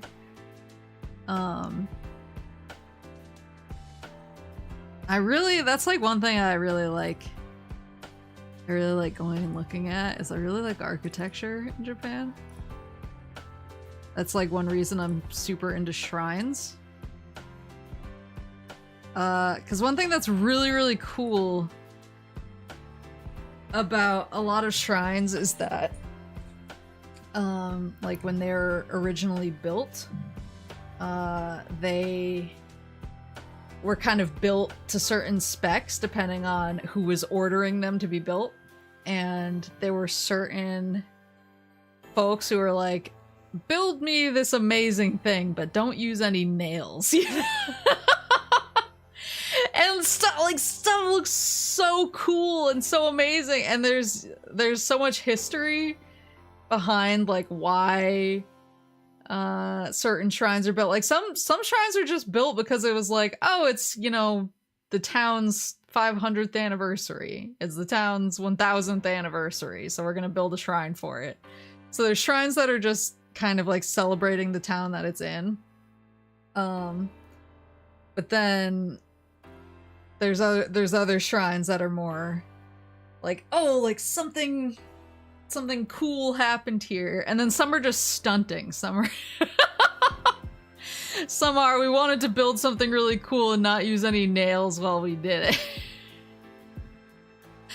And so it's really, I like reading about the history, and a lot of shrines, especially ones that are popular with like foreign tourists, they'll tend to have either plaques up that kind of explain certain things, like why certain things are significant or exceptional, or they'll have like reading that you can pick up to kind of educate yourself. But I like looking up that stuff before I go so I can kind of appreciate like, oh, this thing was, you know, built in this really weird and unnecessary way, but it stood the test of time, or hey, here's this really weird ritual connected with it. So like Kiyomizu Dera is one of my favorite shrines because it's beautiful, and there's just like there's so much about it that I like, and that's really cool. But apparently, so it has a stage that that's kind of, it's cool. It's like an elevated stage. It kind of goes out over the forest a little bit. And apparently, so there's a Japanese idiom that's like, that's basically like jumping off of the Kiyomizu Dera stage, which is kind of like taking the plunge.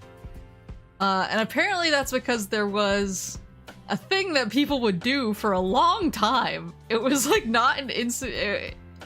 It did not stop that long ago.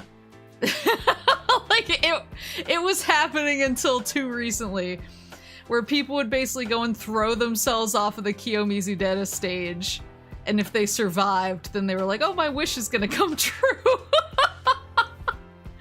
And it was, I need to like read I was reading about it and laughing, and I went and I looked up more about it because it's so funny.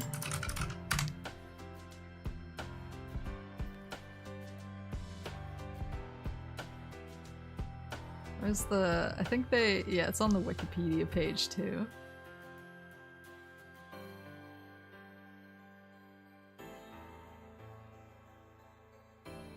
The popular expression, to jump off the stage at Kiyomizu, is the Japanese translation of the English expression, to take the plunge. This refers to an Edo period tradition that held that if one were to survive a 13-meter (43-foot) jump from the stage, one's wish would be granted.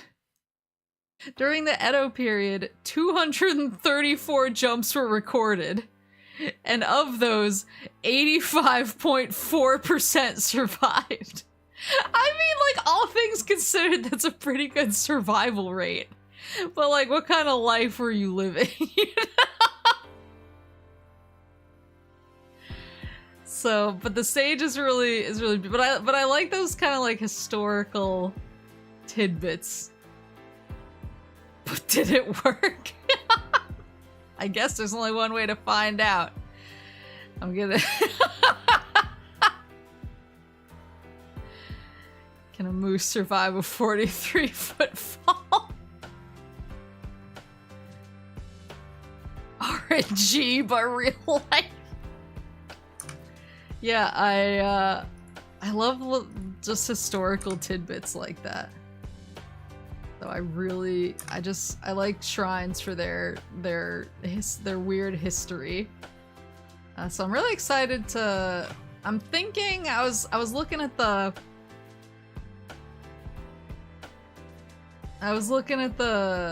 What's it called? Map. I was looking at the maps and trying to figure out kind of the general, okay, how long would it take me to get from here to here if I walked? How long would it take if I took a bus? Like, what's the best way to group all of these activities together in one day? And I was kind of planning on doing like a shrine day in Kyoto, because especially like Kiyomizu and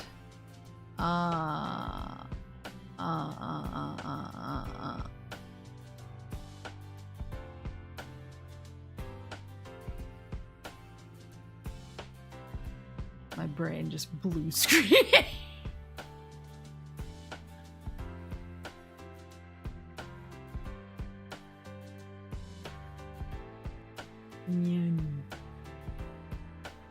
What was I saying?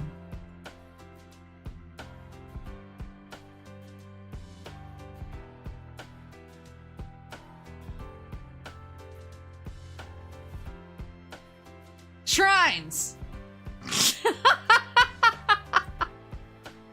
Shrine! I was looking at the map and like Kiyomizu and like Kinkakuji is kind of far. Kinkakuji is like probably like 50 minutes by bus, but that's not that bad, especially if you start early in the morning. It's not that bad. But Kiyomizu and Sanju Sengen are like a 20-minute walk apart, so I can do those. So I should be able to hit like all the Kyoto shrines that I super care about in one day.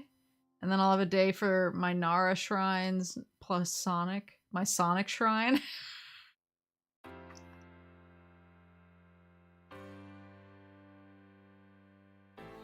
Let's see.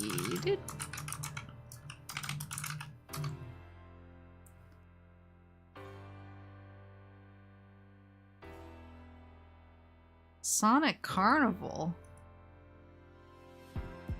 Oh, yeah. Oh my god.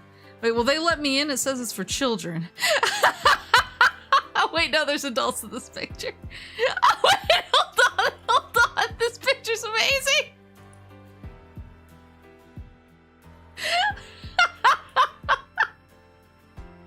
Yeah, I'm gonna, of course I'm gonna visit the Coruscant Shrine at Super Potato.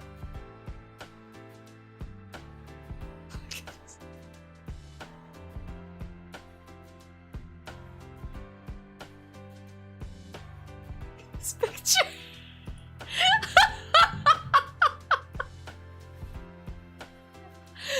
Look at these kids stunting on their dad. Look at Sonic in the background, like, I can't even look directly at this guy. This dude isn't enough of a gamer for me to even look at. Get gamered. A broken man. Smile the pain away. Smile the pain away. My game is in ruins.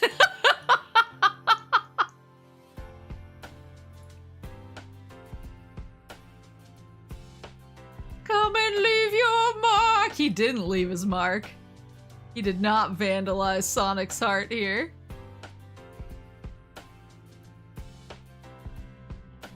His face. When the kids decide to go with mom on the divorce. Oh my god. Yeah, it looks like whack-a-mole. Was that you when you beat that man at Mario Kart? I was more like the mom back there. I was kind of like, yay, but not trying to like rub it in too much. My coworkers were like the kids. They were like, get gamer, and he was like, ugh. It's me when Knuckles Chaotix doesn't get a re-release.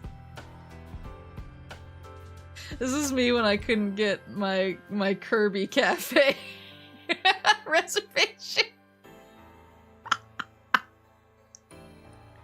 I love this. Hold on, let me... Where are you? Show me... Show... Oh, tickets. Oh, admission ticket is not that bad at all. Show me the address. On the Rinkai line. Good access from downtown. About 25 minutes from Akiba. That's not too bad at all. Well, another one for the list. I will recreate this image.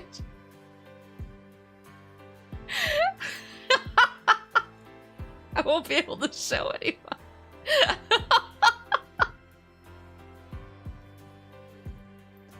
This is so good. You're too slow for my games.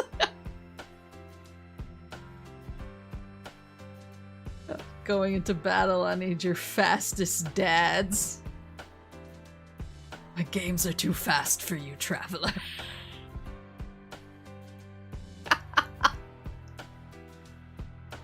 Oh my god. I was gonna go, apparently, The big arcade in Akiba, which is Sega, I think. Apparently they actually have a collab with HoloLive right now. It's for Gen 5. So I was actually gonna go there and try and get some of the standees. I love this image. I feel like this is definitely already like filling my...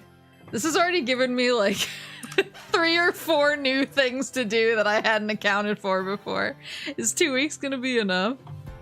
I haven't even started looking at my shopping list suggestions. Oh god, Horace dumped in here too. I hadn't even seen that. Sparkster! You're too powerful! You gave me a second volley? It's the reason why we had this stream. Yeah, to fill my Japan trip with even more stuff. I'm gonna be running around like crazy. I will say one thing, I'm like, I don't want to say I'm stressed out about it because that's not the right word for it. I'm somebody who, Sparkster Gaming. I tend to...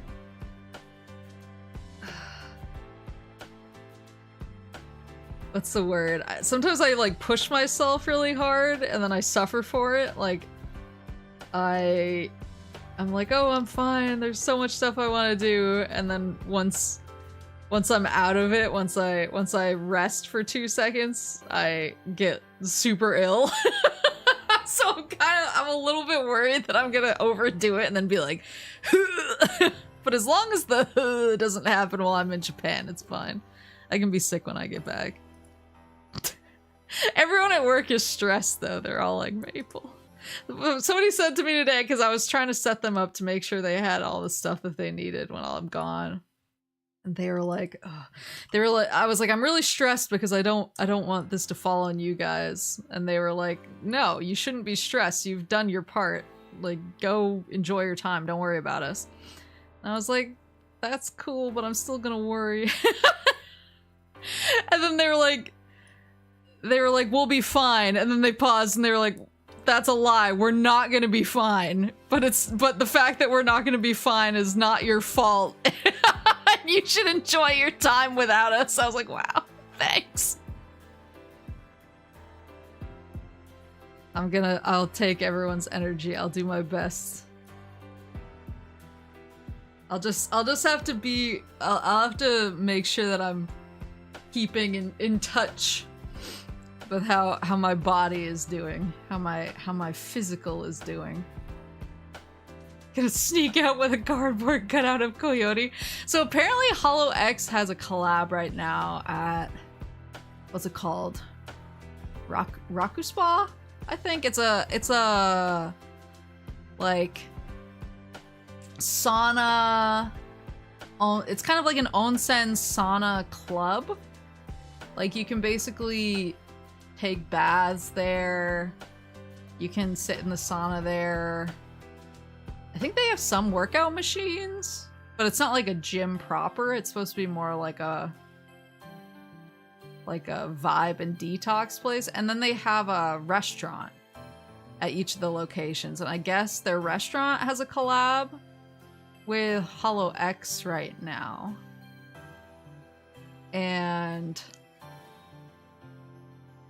so each of the Hollow X girls has like goods and menu items dedicated to them, and I was like, do I just need to roll into a rocker spa, get a day pass, and be like, I'm just here to eat? I'm not going into the sauna, don't worry.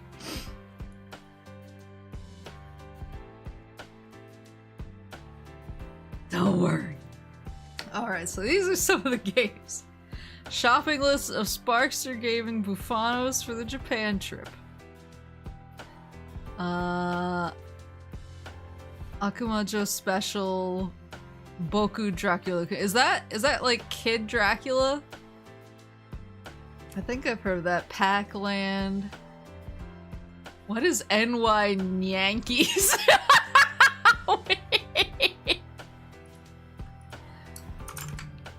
Yankees. I just... Oh, okay. Rockin' Cats? Known in Japan as NY Yankees. A platformer by Atlas. Oh, this looks cute.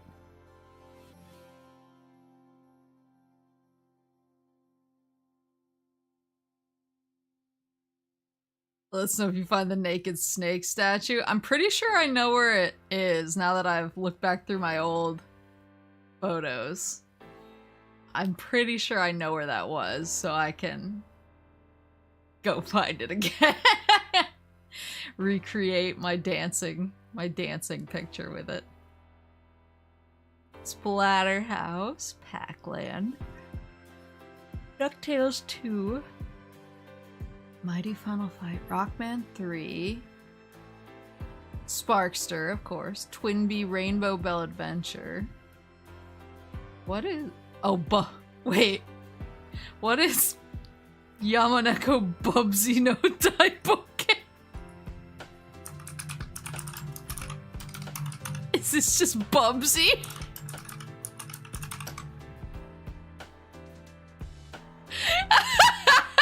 It's just Japanese Bubsy.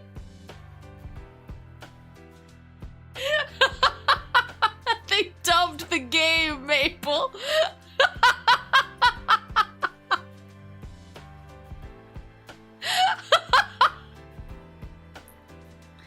Bubsy's Bizarre Adventure.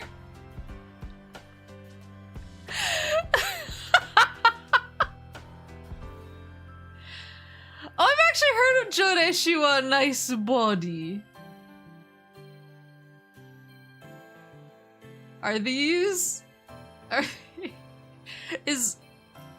guess I should... I guess there's so many things on here I can't ask in general, but are most of these like affordable pickups in Japan, or are some of them like prohibitively expensive? Oh, the Sailor Moon game. Is that the side-scrolling one, or is that a different one? Yesn't.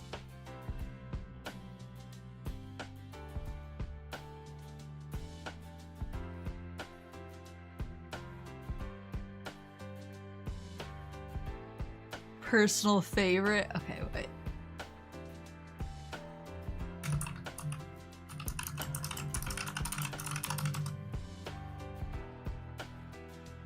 A violinist of Hammond.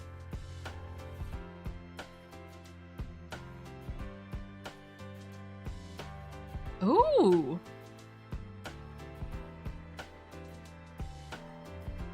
I like the art.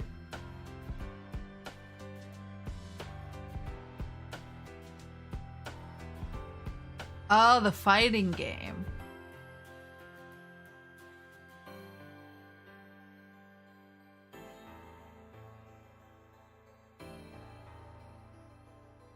It's cheaper if you get them loose.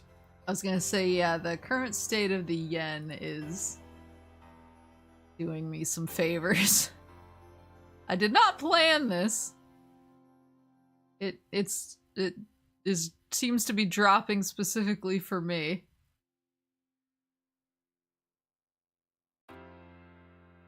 I need to... Sonic the Hedgehog 2. Doremi Fantasy. Why have I heard of that?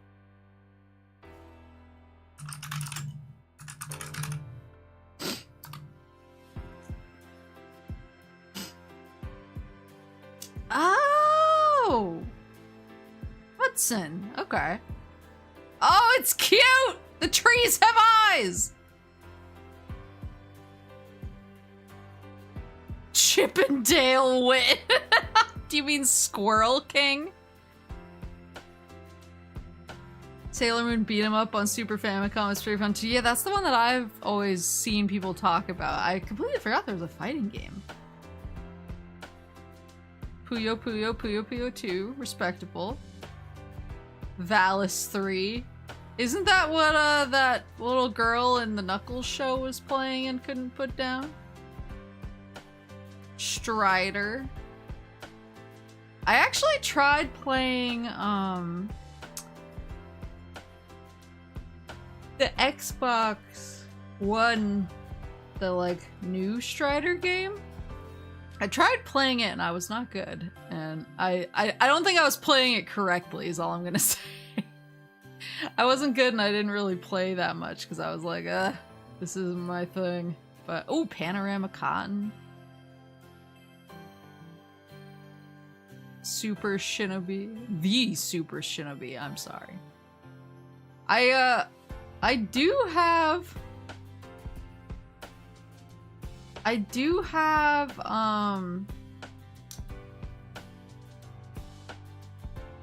the PS2 Shinobi.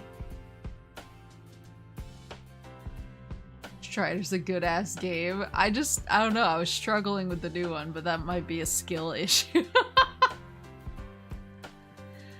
I have this PS2 PS2 Shinobi game. And I kind of enjoyed it. I mean, it got really hard at one point, but I was kind of enjoying it. Especially liked, I felt very, very ninja-like.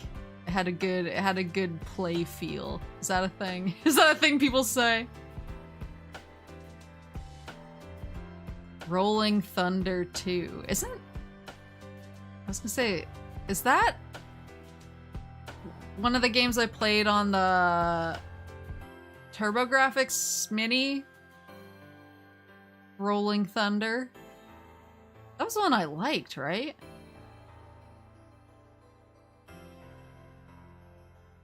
Sonic Spinball. No, what did it? Lords of Thunder! That's what I played. Thank you. Magic Knight Rayearth.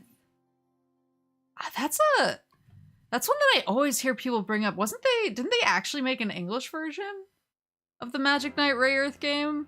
I think that was like super popular with a certain subset. Daytona, USA! Princess Crown. Ooh, yes. Police Knots mentioned.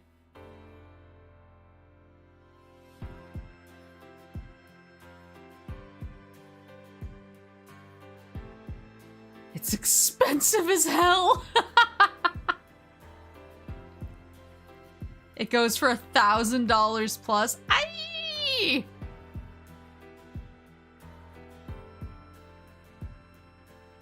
Umihara Kawase. I'll continue updating this. Getting the full Discord. I had all the Sakura Taisen games. I actually did the first or second Sakura Taisen, the ones for Saturn, did those ever come out in English? I want to say Police Knots is still fairly affordable in Japan.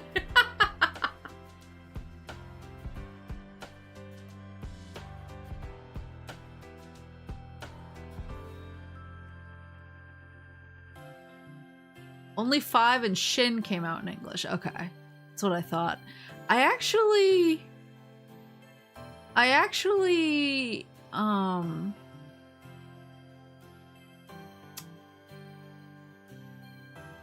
what was I gonna say? My brain is not working tonight. This is me being tired and nervous before traveling. I actually got the PS2 release because they released it in English on PS2 and Wii. Was it? I got the PS2 release of Sakura Wars So Long My Love. And I think I'm on the last chapter. I want to say I'm on the last chapter of Sakura Wars So Long My Love on the PS2. I don't know why I never finished. I would like to.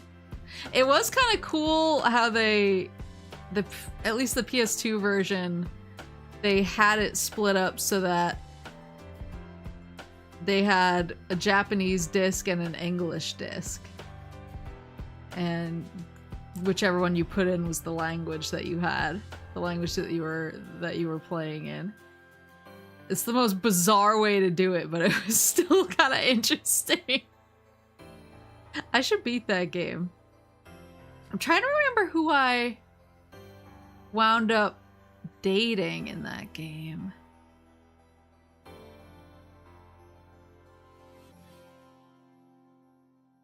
I think I wound up dating the kind of soft-spoken one. I can't remember her name. All I remember is that the way that you amp up Gemini Sunrise, the way that you amp up Gemini Sunrise is by reminding her to grab her boobs because it calms her down. I really liked that game though. Part of me is like, oh, you should play from the beginning because you're not gonna remember anything, but maybe I should just go beat it. I haven't played, so I have Shin Sakura Wars, but I haven't. That's the one with the Bleach Man character designs. Why would they need to put it on 2 discs? I don't know. I just remember that it was. Hold on, let me look it up. Maybe there's an explanation somewhere. Sakura Wars, so long my love. 2 discs. The game will ship with 2 discs. Thanks. One will have English dub, the other will have the original Japanese voices. I don't... But is there an explanation? Sheesh, this game is more expensive than I thought now.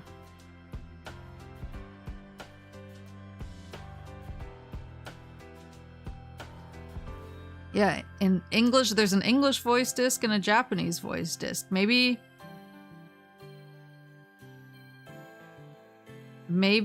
they couldn't fit? Maybe the file sizes were too big and they couldn't fit both on one disc? And like, DLC wasn't really a thing yet? Shin is the new one, I forget what they called it in English. Wasn't it just Sakura Wars? I thought it was just Sakura Wars in English. Yeah, I have that, but I haven't started it yet. I just really love the... I think I'm having a problem with change. It's something rare and unprecedented for me. I'm having a problem with change because I really love the OG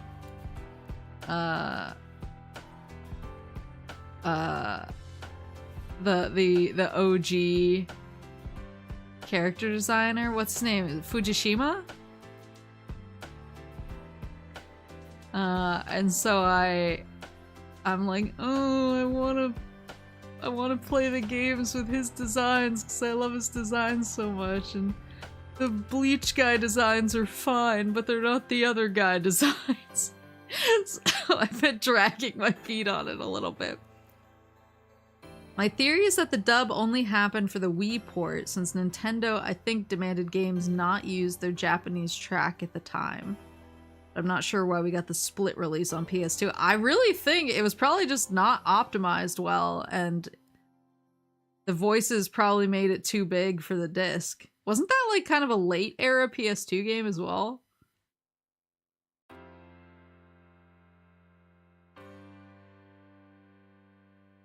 But yeah, I'd like to play some of the older Sakura Wars games, so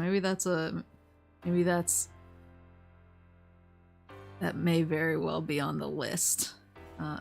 Here's Horace's Bufano. Lightning Legend, PS1 Fighter. Mizurna Falls, Twin Peaks-like. Battle Golfer Yui, parentheses, Battle Golfer Yui. Lady Stalker, spiritual successor to Landstalker. Is Landstalker the kind of like I want to say like diagonally from above perspective, almost like a Zelda-like. Is that Landstalker? Am I thinking the right game? Nice clarification.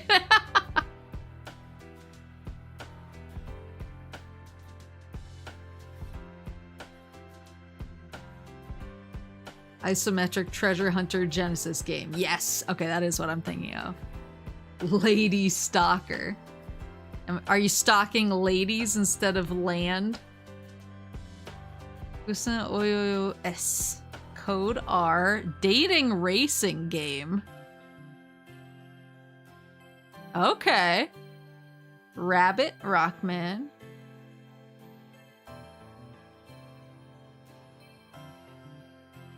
Huri kura daisaksen. Burning Rangers, best sci-fi firefighting game Sonic Team has ever made. That's so specific. No, you are a lady. That's less interesting. My Otome Butoshi magical girl fighting game. Isn't that one of the ones that we were trying to deploy to win the $20 bounty? We were trying to claim the $20 bounty for the moose cord, but somebody else beat us to it.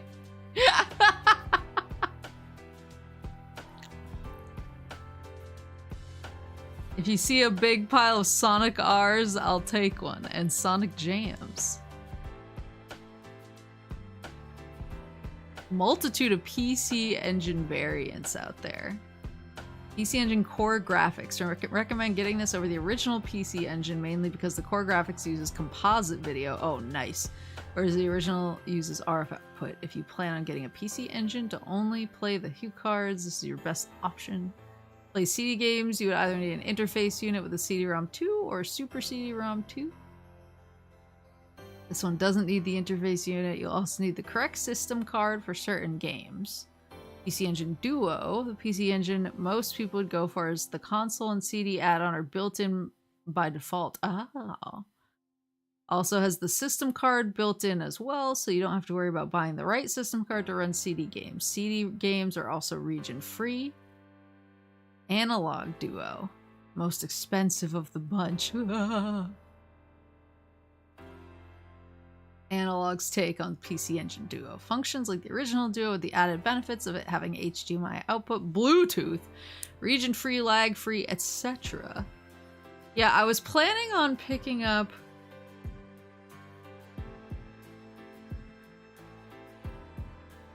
Wait, what did you manifest? Sorry, I was looking at PC Engine.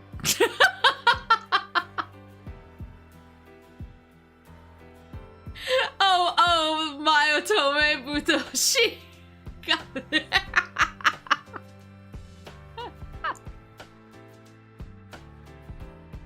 Sorry, I was thinking about Hell Shake Yano.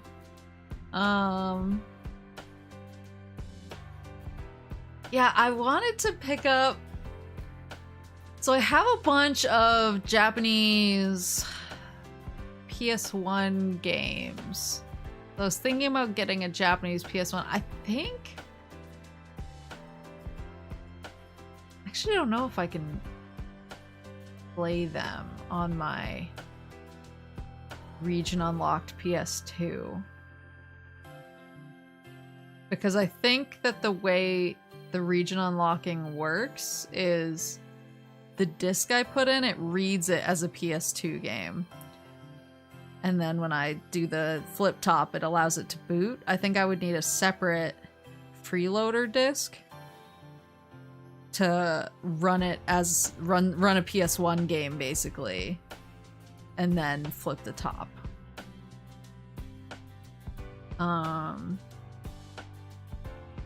Yeah, I was thinking about getting one of the little PS1s because they are cute, and last time I was there they were pretty cheap. So I was thinking about getting that because I have a plethora of Japanese PS1 games I would like to play. And I was thinking if the price was okay, I would pick up a Super Famicom as well. Just because, like, I know that it's easy enough to mess with your SNES, but I just don't want to. me and Papa Moose managed to keep everything from the 90s in immaculate condition, and I'm not gonna stop our streak now.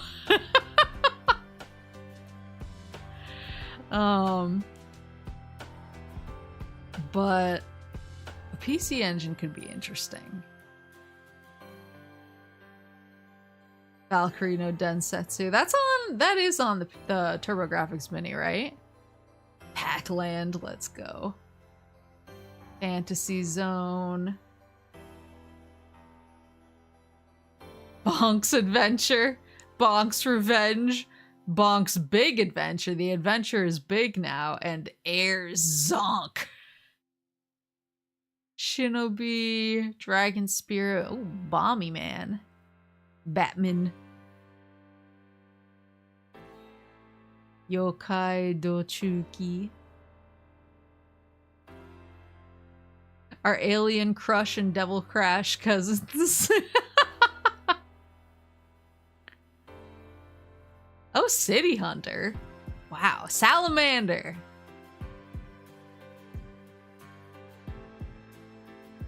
Just use your US controllers since Sufami controllers are so short, but they do have better colors, that's true.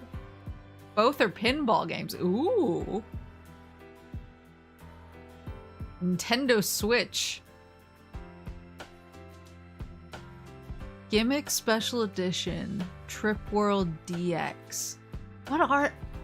I feel like I've heard of those before, but... Gimmicks... I want my frickin' Hebereke too. Oh! Isn't that the Bubble Bobble guy? Isn't... Am I crazy? Is Gimmick the Bubble Bobble guy?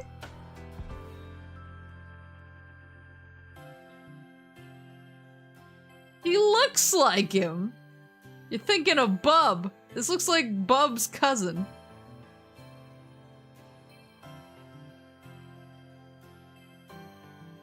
This looks like Bub and who am I thinking of?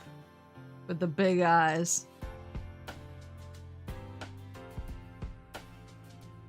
This looks like Bub and a Kirby enemy like got together. Got together in a deep and meaningful way. Namco Collection. Collection of Namco Famicom games. Ooh.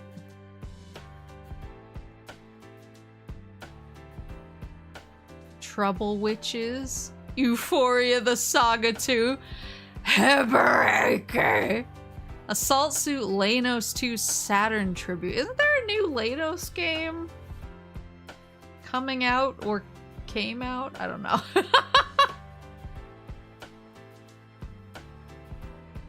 That was... Please look at the European cover for Mr. Gimmick, the localized version. Uh-oh.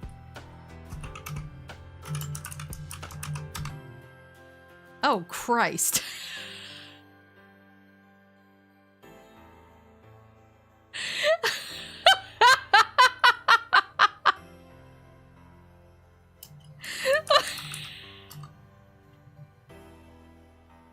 Why?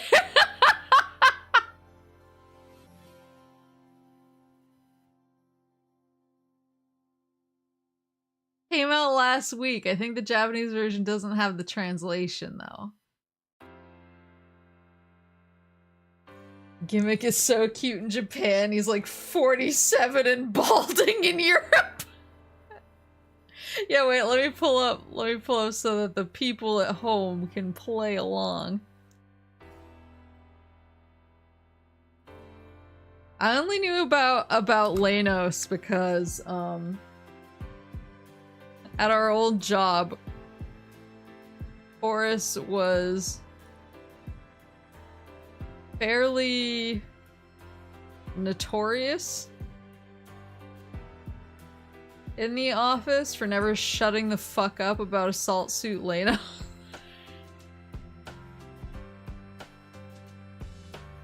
Like, unprompted. My secrets! Like, unprompted would be like, you guys played Assault Suit Lenos yet? Have you heard of it? Have you seen it? Have you seen the I can show you the footage. I have the footage on my phone. Have you do you want to see it? It's okay, I'll just show it to you.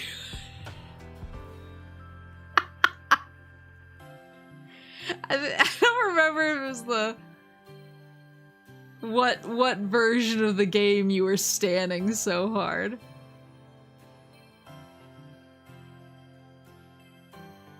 I just remember all of us were like, sounds good, man. Sounds pretty cool. I'm glad you enjoy it this much.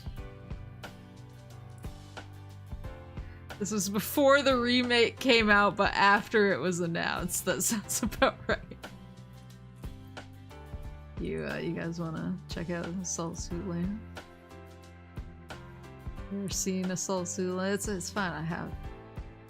You don't have to look, I'll pull it up for you. I have it here in one of my jacket pockets.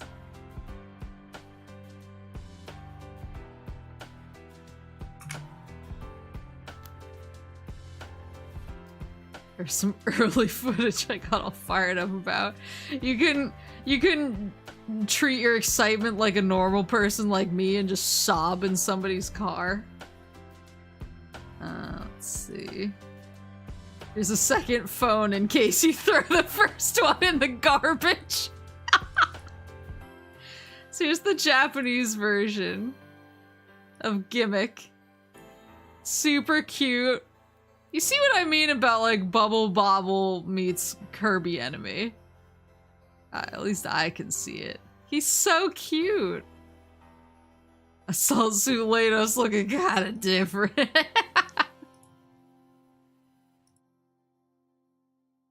And then this is the European version.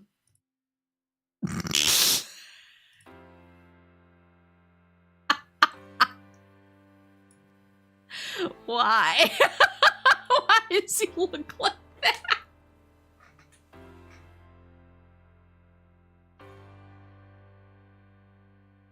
He goes from like, huh? To like, he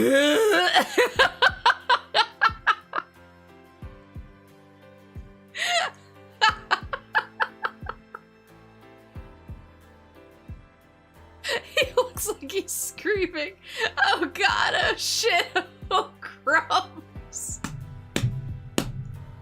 I like that he says oh crumbs after dropping oh shit. Like the time to hold back on his language has passed, but he's looped back around to it. Got sent to Brazil. Yeah, I like the little dude back there who's riding that ostrich. I like that guy. Midlife crisis facial expression. How are these the same character? I don't know. This is like how throughout like the decade every single Kirby cover in Japan was cute, and every single Kirby in America cover he was angry. Except he goes from like adorable to guy who you're trying to get to leave the function. Please, Mr. Gimmick was my father.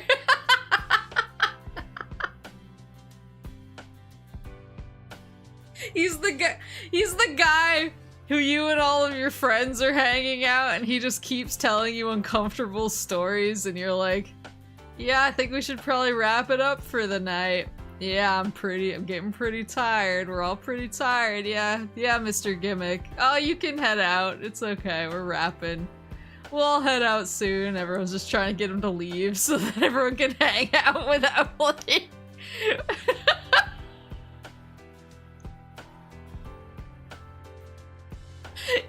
Everyone like gets into bed and hopes that he goes home.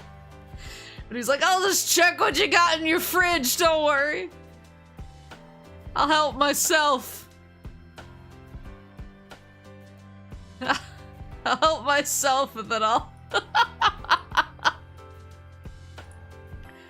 help myself and then I'll drive home in my inexplicably expensive sports car that I didn't buy because I look like this. In all seriousness, Gimmick is a true bufano. I believe you. He just looks like this, though.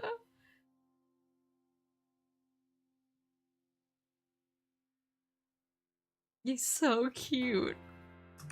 In the other one. Yeah, I am. Let's see.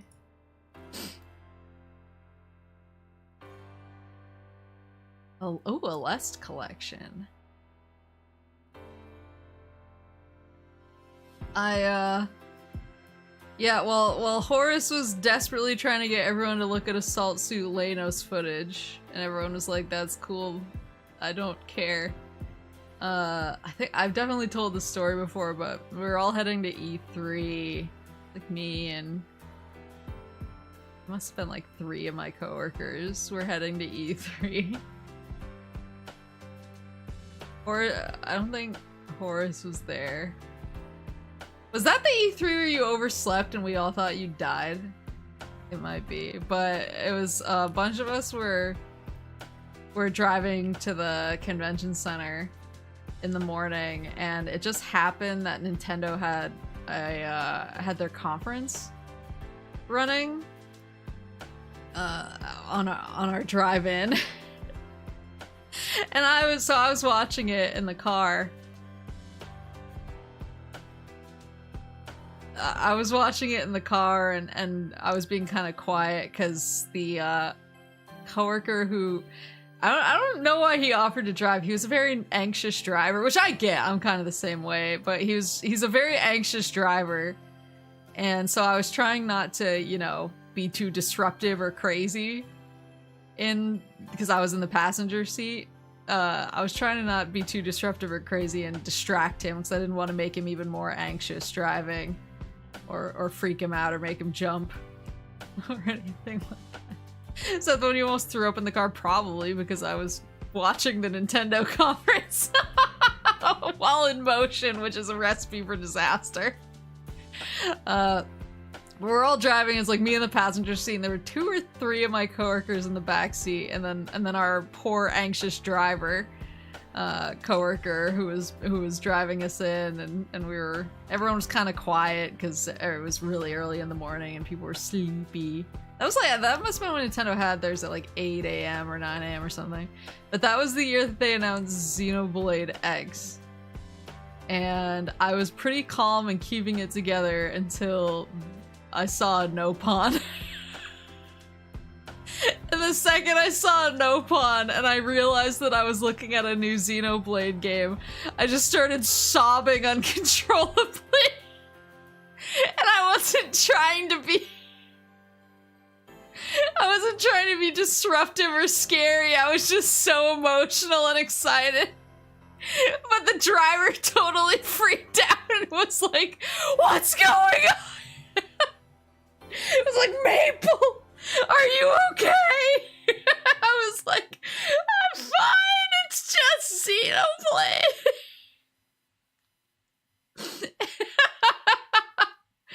And so when we finally made it to the convention center and we showed up to the booth, the driver, he wasn't mad at me or anything. He thought it was funny, but when we got in, I think he was looking kind of shell-shocked because he was still like, "Oh, that was scary." Like, being a nervous driver and suddenly in your passenger seat a girl just starts crying. So he was looking a little like shaken and everyone else was laughing as we were walking in and my boss was like, "You guys okay?" And they were like, "Yeah." They were like, "Maple saw a Xenoblade game, don't worry about it." You do react to things in a big way. Yeah, I get excited. I think that was the day when Horace. There was an E3 day. It only happened once. There was an E3 day where Horace was supposed to show up and meet us at the office to drive in, and he didn't show up, and he wasn't answering his phone, and we were like, well, maybe he like found an alternative way in, and we didn't want to be late. So we all had like meetings and stuff like that, and so we just basically somebody texted Horace and was like, "Sorry man, like we're heading off, hope to see you there." And it might have been the same day, because then we went and Xenoblade happened and I was crying and everyone was all freaked out. But I remember we got there and the whole day was going by because we started at like 10 a.m., 9 a.m., 10 a.m. And we kind of kept asking each other, like, "Have you seen Horace? Have you seen Horace?" And everyone was like, "No, I haven't heard from him. I haven't heard from him." And after, you know, enough people, we're going around like 20 separate people were like, "No, I haven't heard from him or seen him at all today." We were like, "Huh, that's concerning." And we were like, "Should we like see if we can get somebody to go check on him, make sure he's alive?" And we were all getting kind of nervous. We were like, "I hope Horace is okay."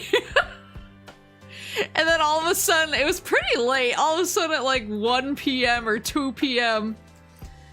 Horace comes like stumbling into the exhibitors hall. It was not that late, it was pretty fucking late. Comes stumbling into the exhibitors hall and we were like, "You good, champ?" And he was like, "I didn't set my alarm." At 10:30 or 11, don't fucking lie. It was definitely in the afternoon.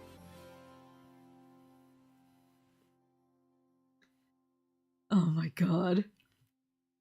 We were all like, we were basically Googling, like, how do you order a wellness check on someone? Because we were like, that dude, he might be dead. I stopped caring really fast though, because I had Xenoblade X. Trouble Witch Euphoria. Retro Game Retro Game Challenge! 1 and 2 replay. I remember watching Retro Game Challenge and seeing like a million screenshots of it back in ye olde internet. Damn, my homie died. Anyways, Xenoblade. Yeah, that's pretty much how it went.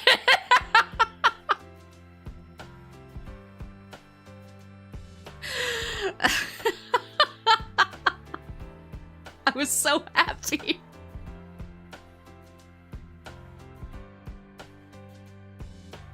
People, there's some of my friends who, even when they visit me now, they bring up the bursting out crying in the car over Xenoblade thing, because they're just like, "I can't believe you did that." I'm like, "Sorry." Sorry, I'm built different. Gravity Circuit. Oh, Pocky and Rocky. Cotton 16-bit tribute. Cotton rock and roll. Otogi Katsugeki Mameda no Bakeru. I've seen people play through Ender Lilies before. I forget who. Maybe I watched Flare play Ender Lilies. It looks really fun. It looks really fun. I actually don't think I finished watching the playthrough because I was like, oh, I kind of want to play this myself now. Yohane the Parhelion is the love. Inti creates Metroidvania. Yohane. Oh, Love Live. Yohane the Parhelion. Oh! Oh, yeah. Oh, this looks cute.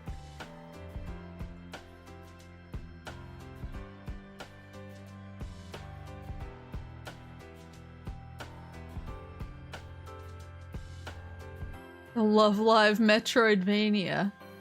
Yeah, this looks cute.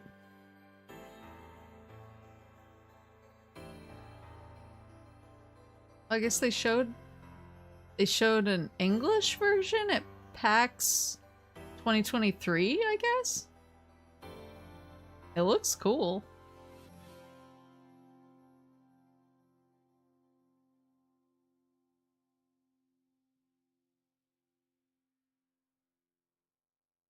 Yeah, I feel like all of these bufanos are so exquisite and so like, what's the word when like a winemaker goes through the grapes and like sorts through the grapes and finds only the really good grapes to pick off and step on in the vat to turn into wine. And like, I feel like this is that for bufanos. I feel like I need to go through and like look up each one individually. Build my ultimate list. I probably something I'll do. Maybe even tonight. While I'm cozy in bed, giving Syrup her extremely important snuggles. Harry, her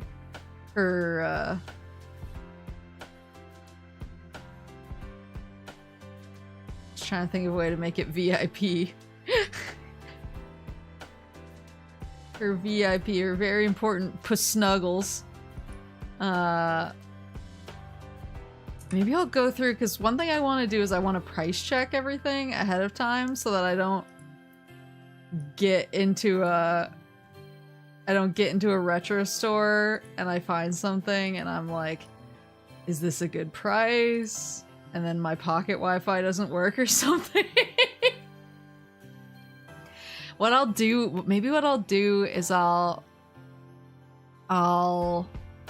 Google each one and I'll put like a good price if it looks like something that I would dig, which I think most of these probably are. I'll put like a price next to it on my list, and that way when I'm roaming around and I find a copy, if it's within the reasonable price range, I can snap it up. I can be ready to tussle at any time.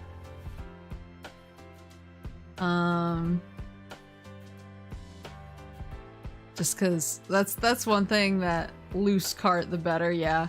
That's one thing that I always struggle with, cause I feel like a jackass, but at the same time I think it's natural.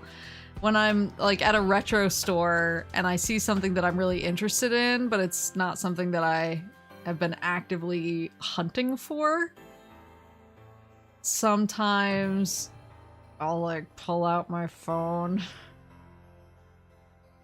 I'll pull out my phone and look it up online to make sure the price is good, and I feel rude when I do it, because I'm like, does this look like I don't trust you? So I try and kind of hide it, almost like I'm texting a friend or something. Because I don't know, it makes it look like I don't trust their pricing. But sometimes you can't trust the pricing.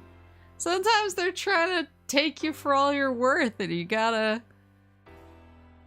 do right by yourself. But I don't really want to do that especially when I'm running on pocket Wi-Fi in some of the retro bunkers in Japan. So I will price check ahead of time. I have my list available for referrals.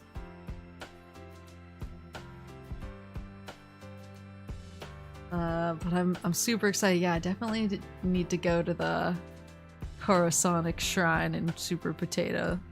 That is step 1. That is one thing.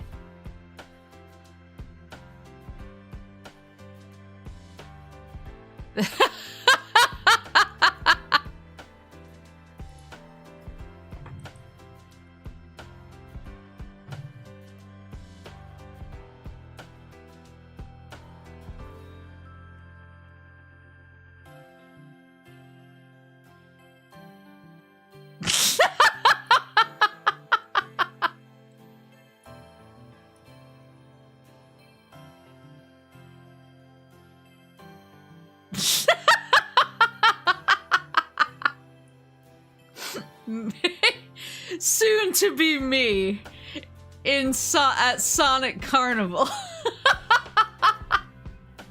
Uh-oh. Honey! Come here! Come here! You want to say hello to the ghosts one more time before Mommy goes on a little... Oh, I can't tell her that. Until Mommy goes on a nut break where I will be here with you every day.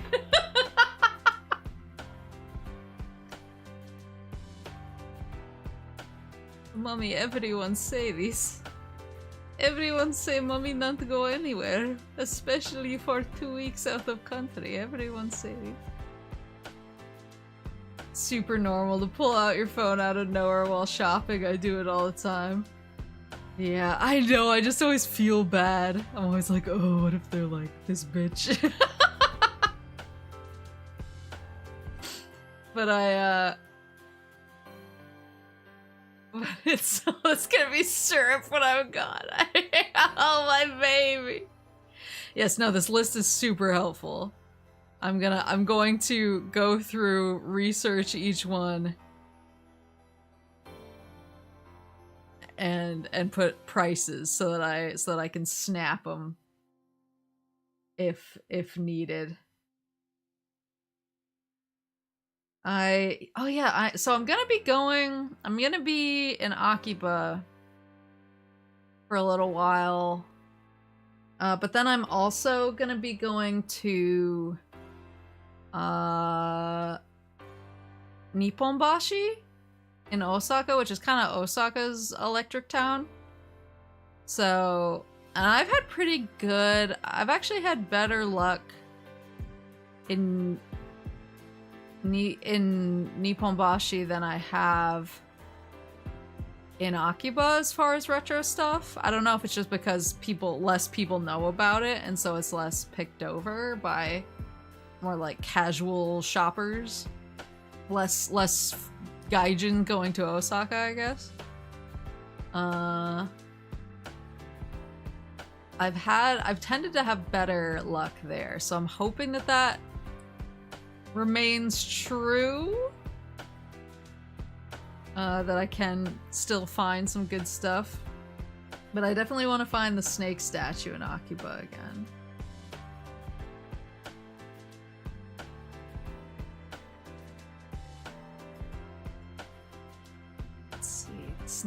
The snake statue. I feel like this has filled up my agenda. Stream alone has filled it now that I have to figure out how to get to the Sonic statue. This Monster Hunter Cafe. I want to play Mon Hunt again. I know a lot of people like World, but would it be hard to go from Rise to World?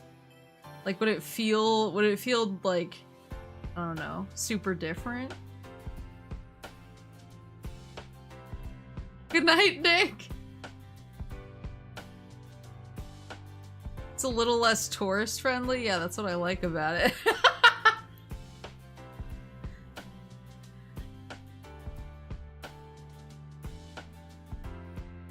Not really? Okay. Well, I already have World, so maybe I could just jump back into it. Honestly, looking at the cafe made me kind of want to get back to Monster Hunter. You just don't have the wire bug? Oh, I do love the wire bug, though, but I can probably survive. What are you gonna do, marry the snake statue? No, I'm gonna ask him where the Otacon statue is.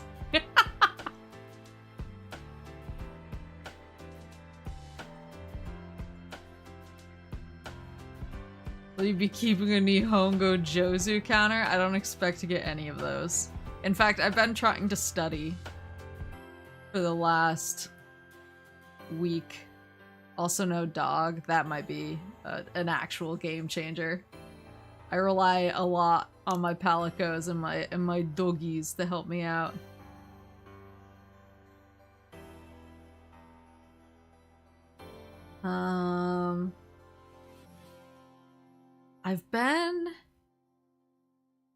I've been trying to study a little bit the last couple weeks. Just mostly things that I know that I'll need to say.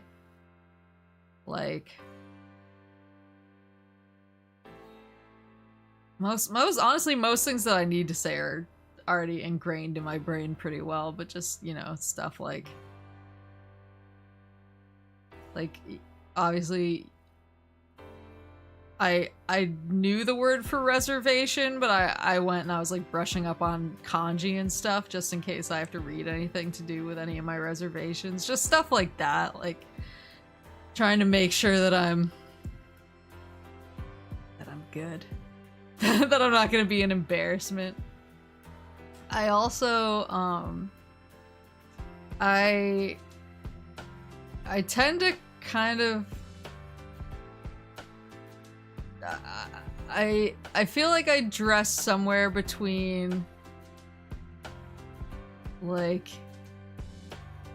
a hippie who's starting her own commune and a lumberjack gremlin and like nothing in between, and I was like, I don't wanna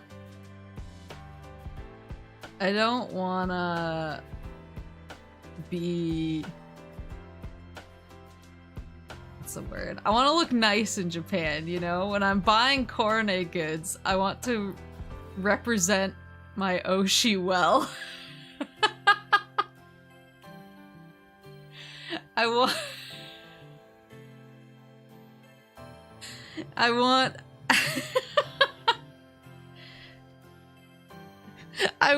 when I'm buying Korone stuff, I don't want people to think like oh no, these are what our fans are like.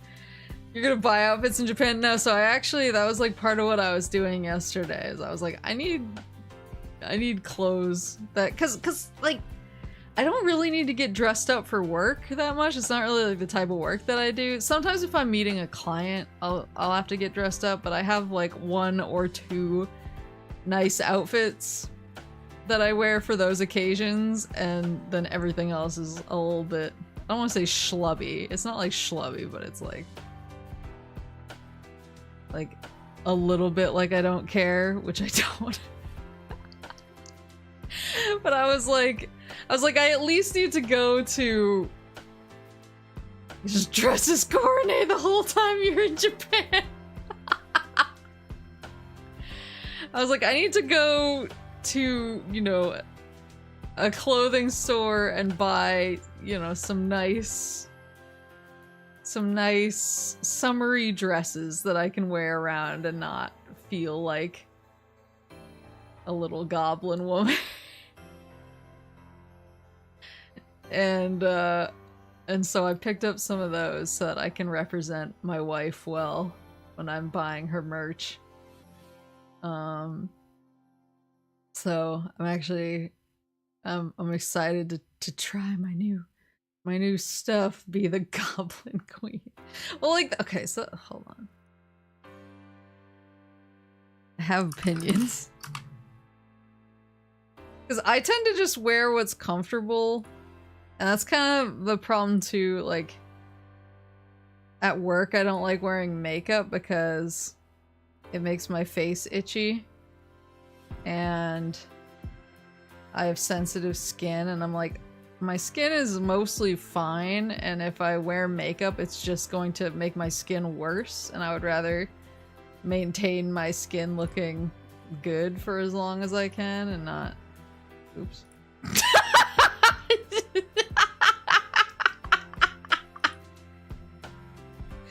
Show my whole ass OBS. There's nothing here I'm afraid of, but...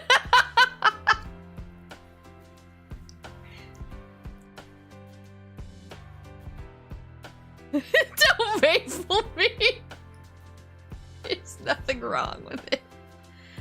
Oh no, you can see that I have two chatting screens. Because one looks like this.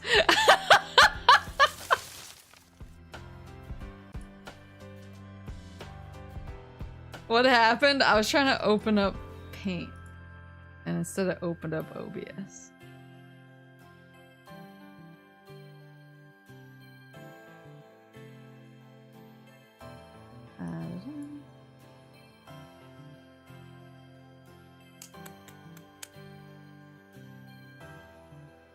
That's hilarious, actually. Oh wait, was it capturing? What was it capturing? I don't know what it was capturing. But it's fine, I'm not bothered.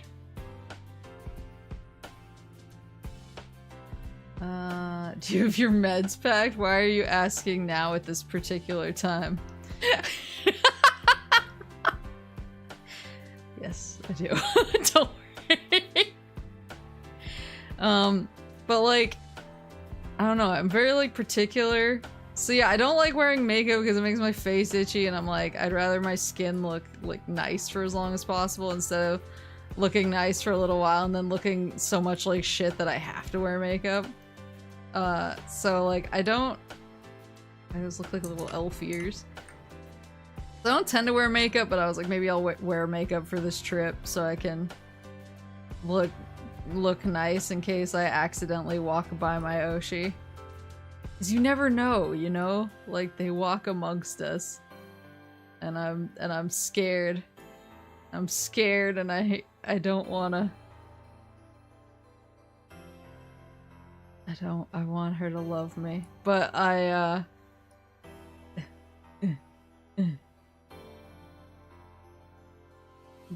just kind of tend to wear like what's comfortable.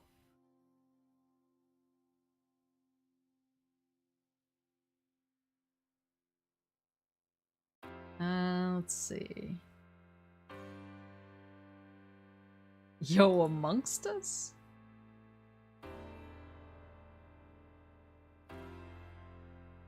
But... And I haven't really bought new clothes in a long time, because it's just not something I normally care that much about. I'm kind of like, oh, my clothes are comfortable, and that's the only thing that matters. Which is, I think, generally, like, a true statement. Especially with the type of work that I do, is like, nobody gives a shit what I'm wearing. But when your Oshi is involved, it's different. And so I was like going through my closet, and I was like, well, I don't want to just wear like t-shirts and leggings or t-shirts and jeans every single day. I want to look nice. And so I was digging through, and I was like, oh yeah, I got this dress years ago. I don't wear it that much because I don't have much occasion to wear it, but let me put it on and see what it's like. So there's like dresses. Basically, it's all about the cut. You know what I'm saying? Like when it comes to dresses, it's all about the cut of the dress. And I think that some are extremely superior to others. So there's this type that's really in right now, and I hate it. That basically looks, that's not even, it looks like, is there a line tool up here? Here we go. It looks like this.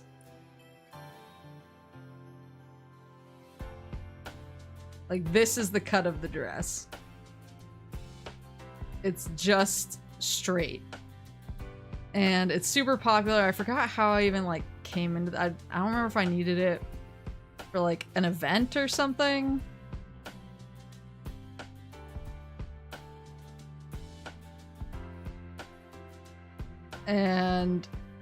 But the thing is that this really only works for people who have, like,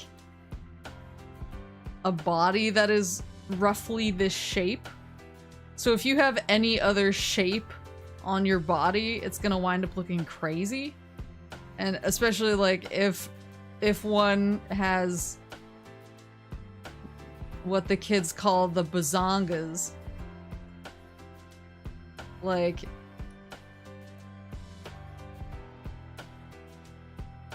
it'll wind up looking like, it's like the fabric, like, it's too far. The fabric, like, comes out, but then it doesn't go back in. So it looks like you're just wearing, like, a trash bag. The bojangles, yeah. Or it, like, forms this, like, really unfortunate, like, I'm trying to think, like it comes out and then just goes down. Like, there's no cinch. There's no cinch for under the bazongle area. And so you just look like you're wearing a tube of nothingness. And I was like, I don't think that's gonna work. I don't think that's Oshi chic.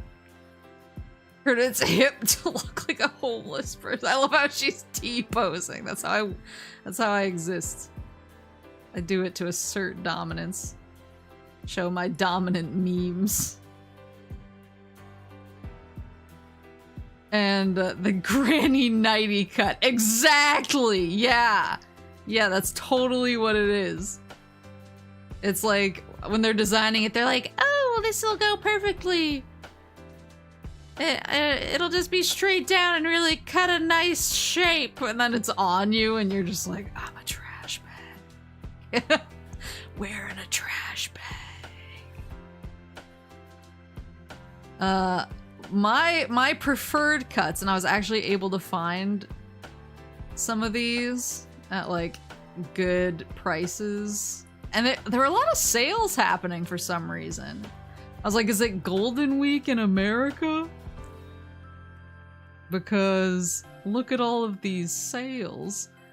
But I was actually able to find, like, some of my favorite dress cuts. I like the, what I like to call the dwarf bartender.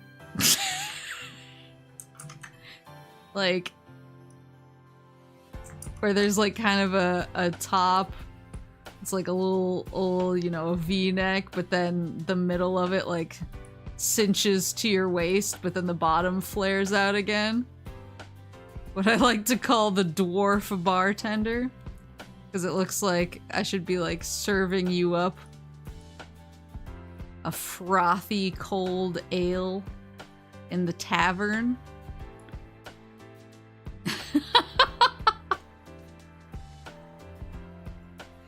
The barmaid layered dress outfit.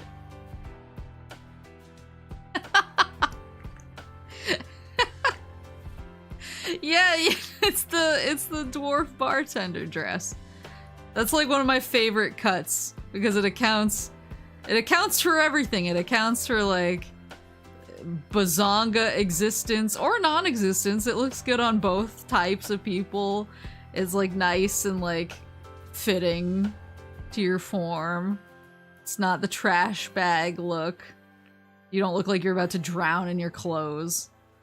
But then it's nice and flowy at the bottom too for a lot of leg freedom. It's not like a pencil skirt where you feel like I'm slowly being hemmed in here and I don't know when it's going to shut entirely. It has like, it's flattering, it's got freedom. It has it all. Yeah, it's rock and stone. I'm dwarf maxing. Yeah. Yeah, this is, for me, this is the ideal dress form. You may not like it, but this is what peak dress form looks like. But then, yeah, it has the style. It's the perfect dress. And the one that I had actually had like cute, like flowy sleeves too, for like extra dwarf bartender energy. So I'm really excited. I'm excited about this fashion. But then I also, I'm trying to think, I also got what I like to call the southern belle, the not so southern belle, which is another. I guess I just like it when they cinch in at the waist, because I feel like a lot of dresses now are they're one or the other. Like they either are like really flowy, which I like. Like there's definitely a place for flowy, but they don't account for like any kind of shape. Whereas like this is like, oh, your body has a shape, okay, we're gonna go with that. Yeah, the other kind of like is the not so southern belle, which is like the long dress. That's like it's a little less like of a V-neck, but it's very flowy, and it has the pleating. Pleating is important. And like this is like a ribbon. But you have like a little accent there. This is like, oops. This is like pretty flowers. That maybe not the best place for it. Pretty flowers.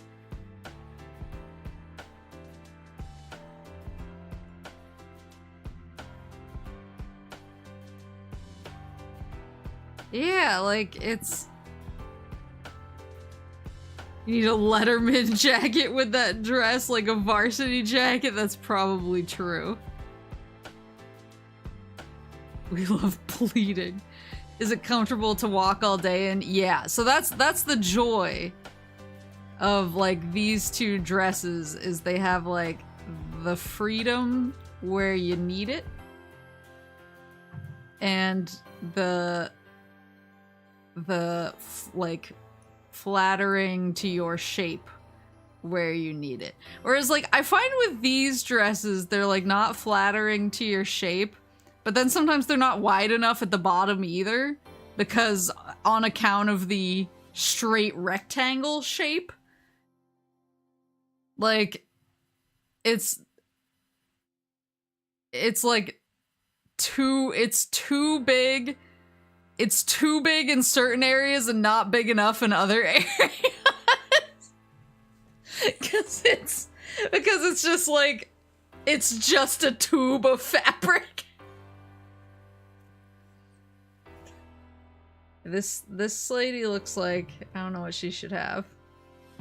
Maybe like a little, like, oh my stars.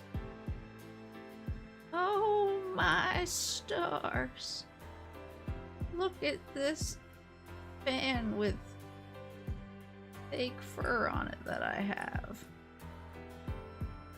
Oh, bless your heart.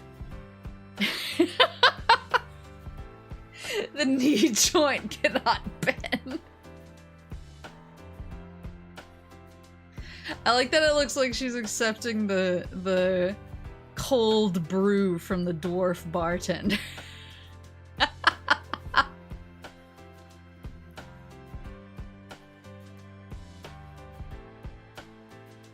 How dare you attempt to sit down? Yeah, that's the other thing, is like this sucks to sit in because it's not like shaped like a human body. It's I don't know, shaped like a sad rhombus.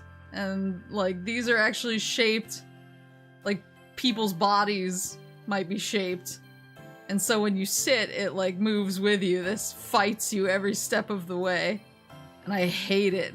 And stop making them specifically because I don't like them.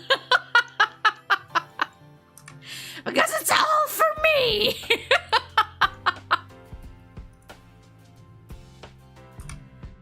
Yeah, so I went potato sack with Riz and actual dress. The 3 classes of the Middle Ages. Yeah, I went shopping. And I updated my wardrobe enough that I feel like I'm representing my dog wife well, so. So that's, I'm excited to wear that stuff. But yeah, I'm excited to, like, I don't know, check out Akiba and Nipponbashi and Namba, Dotonbori, Kyoto, Nara, Sonic statue,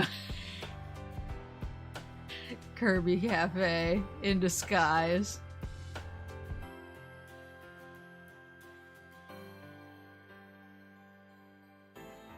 But yeah, I'm excited. What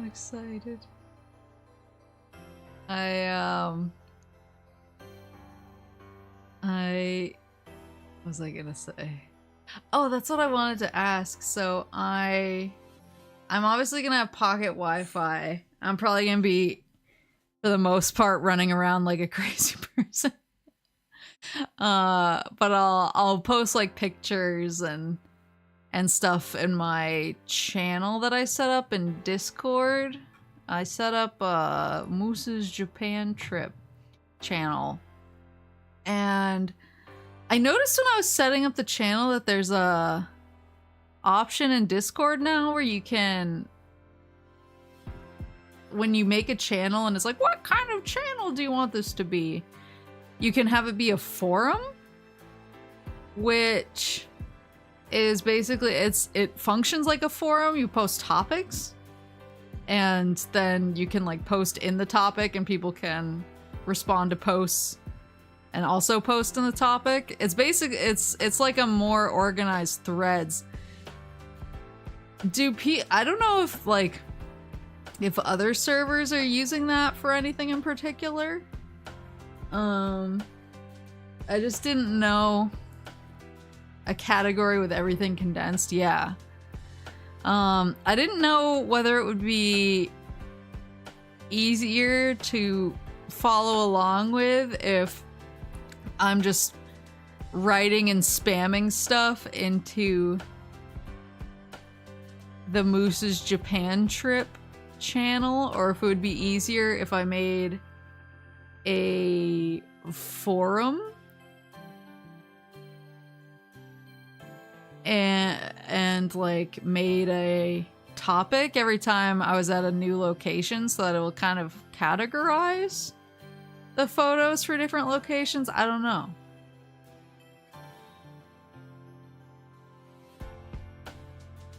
Channel with Moose posting, or with Moose only posting, would work. Oh, so like only I can post?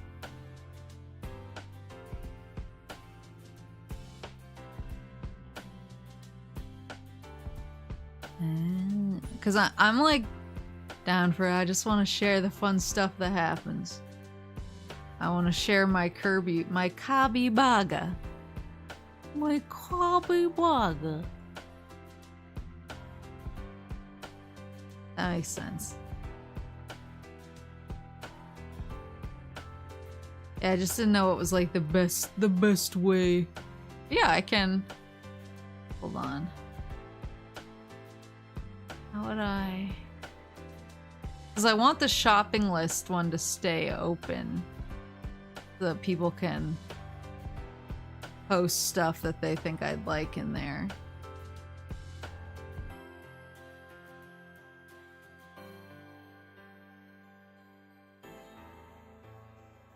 I'll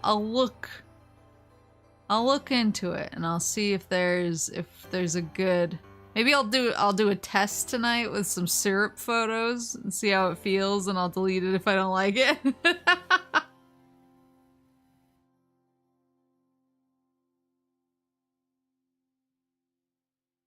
I will I'll run a couple tests while I go snuggle my baby.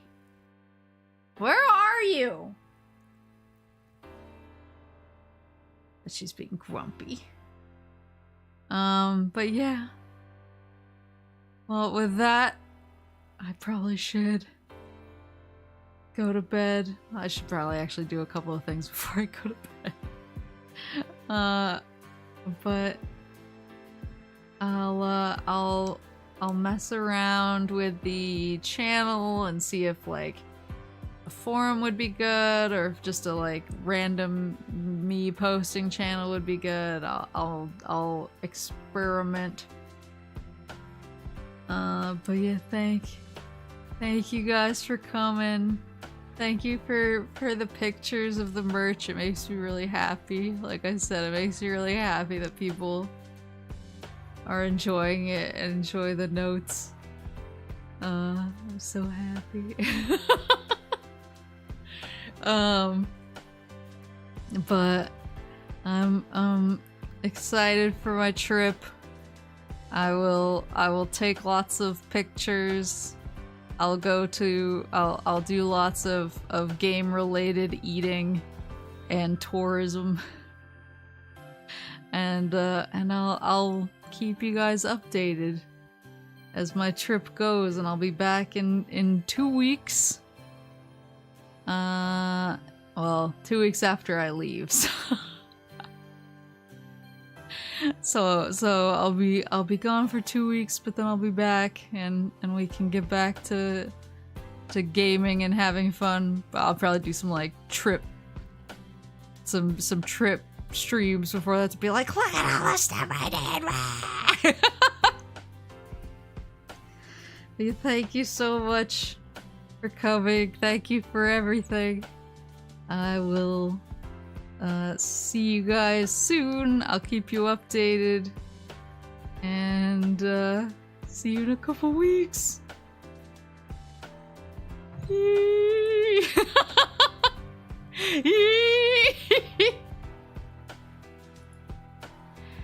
Have a good rest of your night. Or couple of weeks. Or whatever it is, wherever you are. And Otsu. Moose. Otsu bye bye. Otsu Kirby Cafe. Otsu Bufanos. Otsu Japan.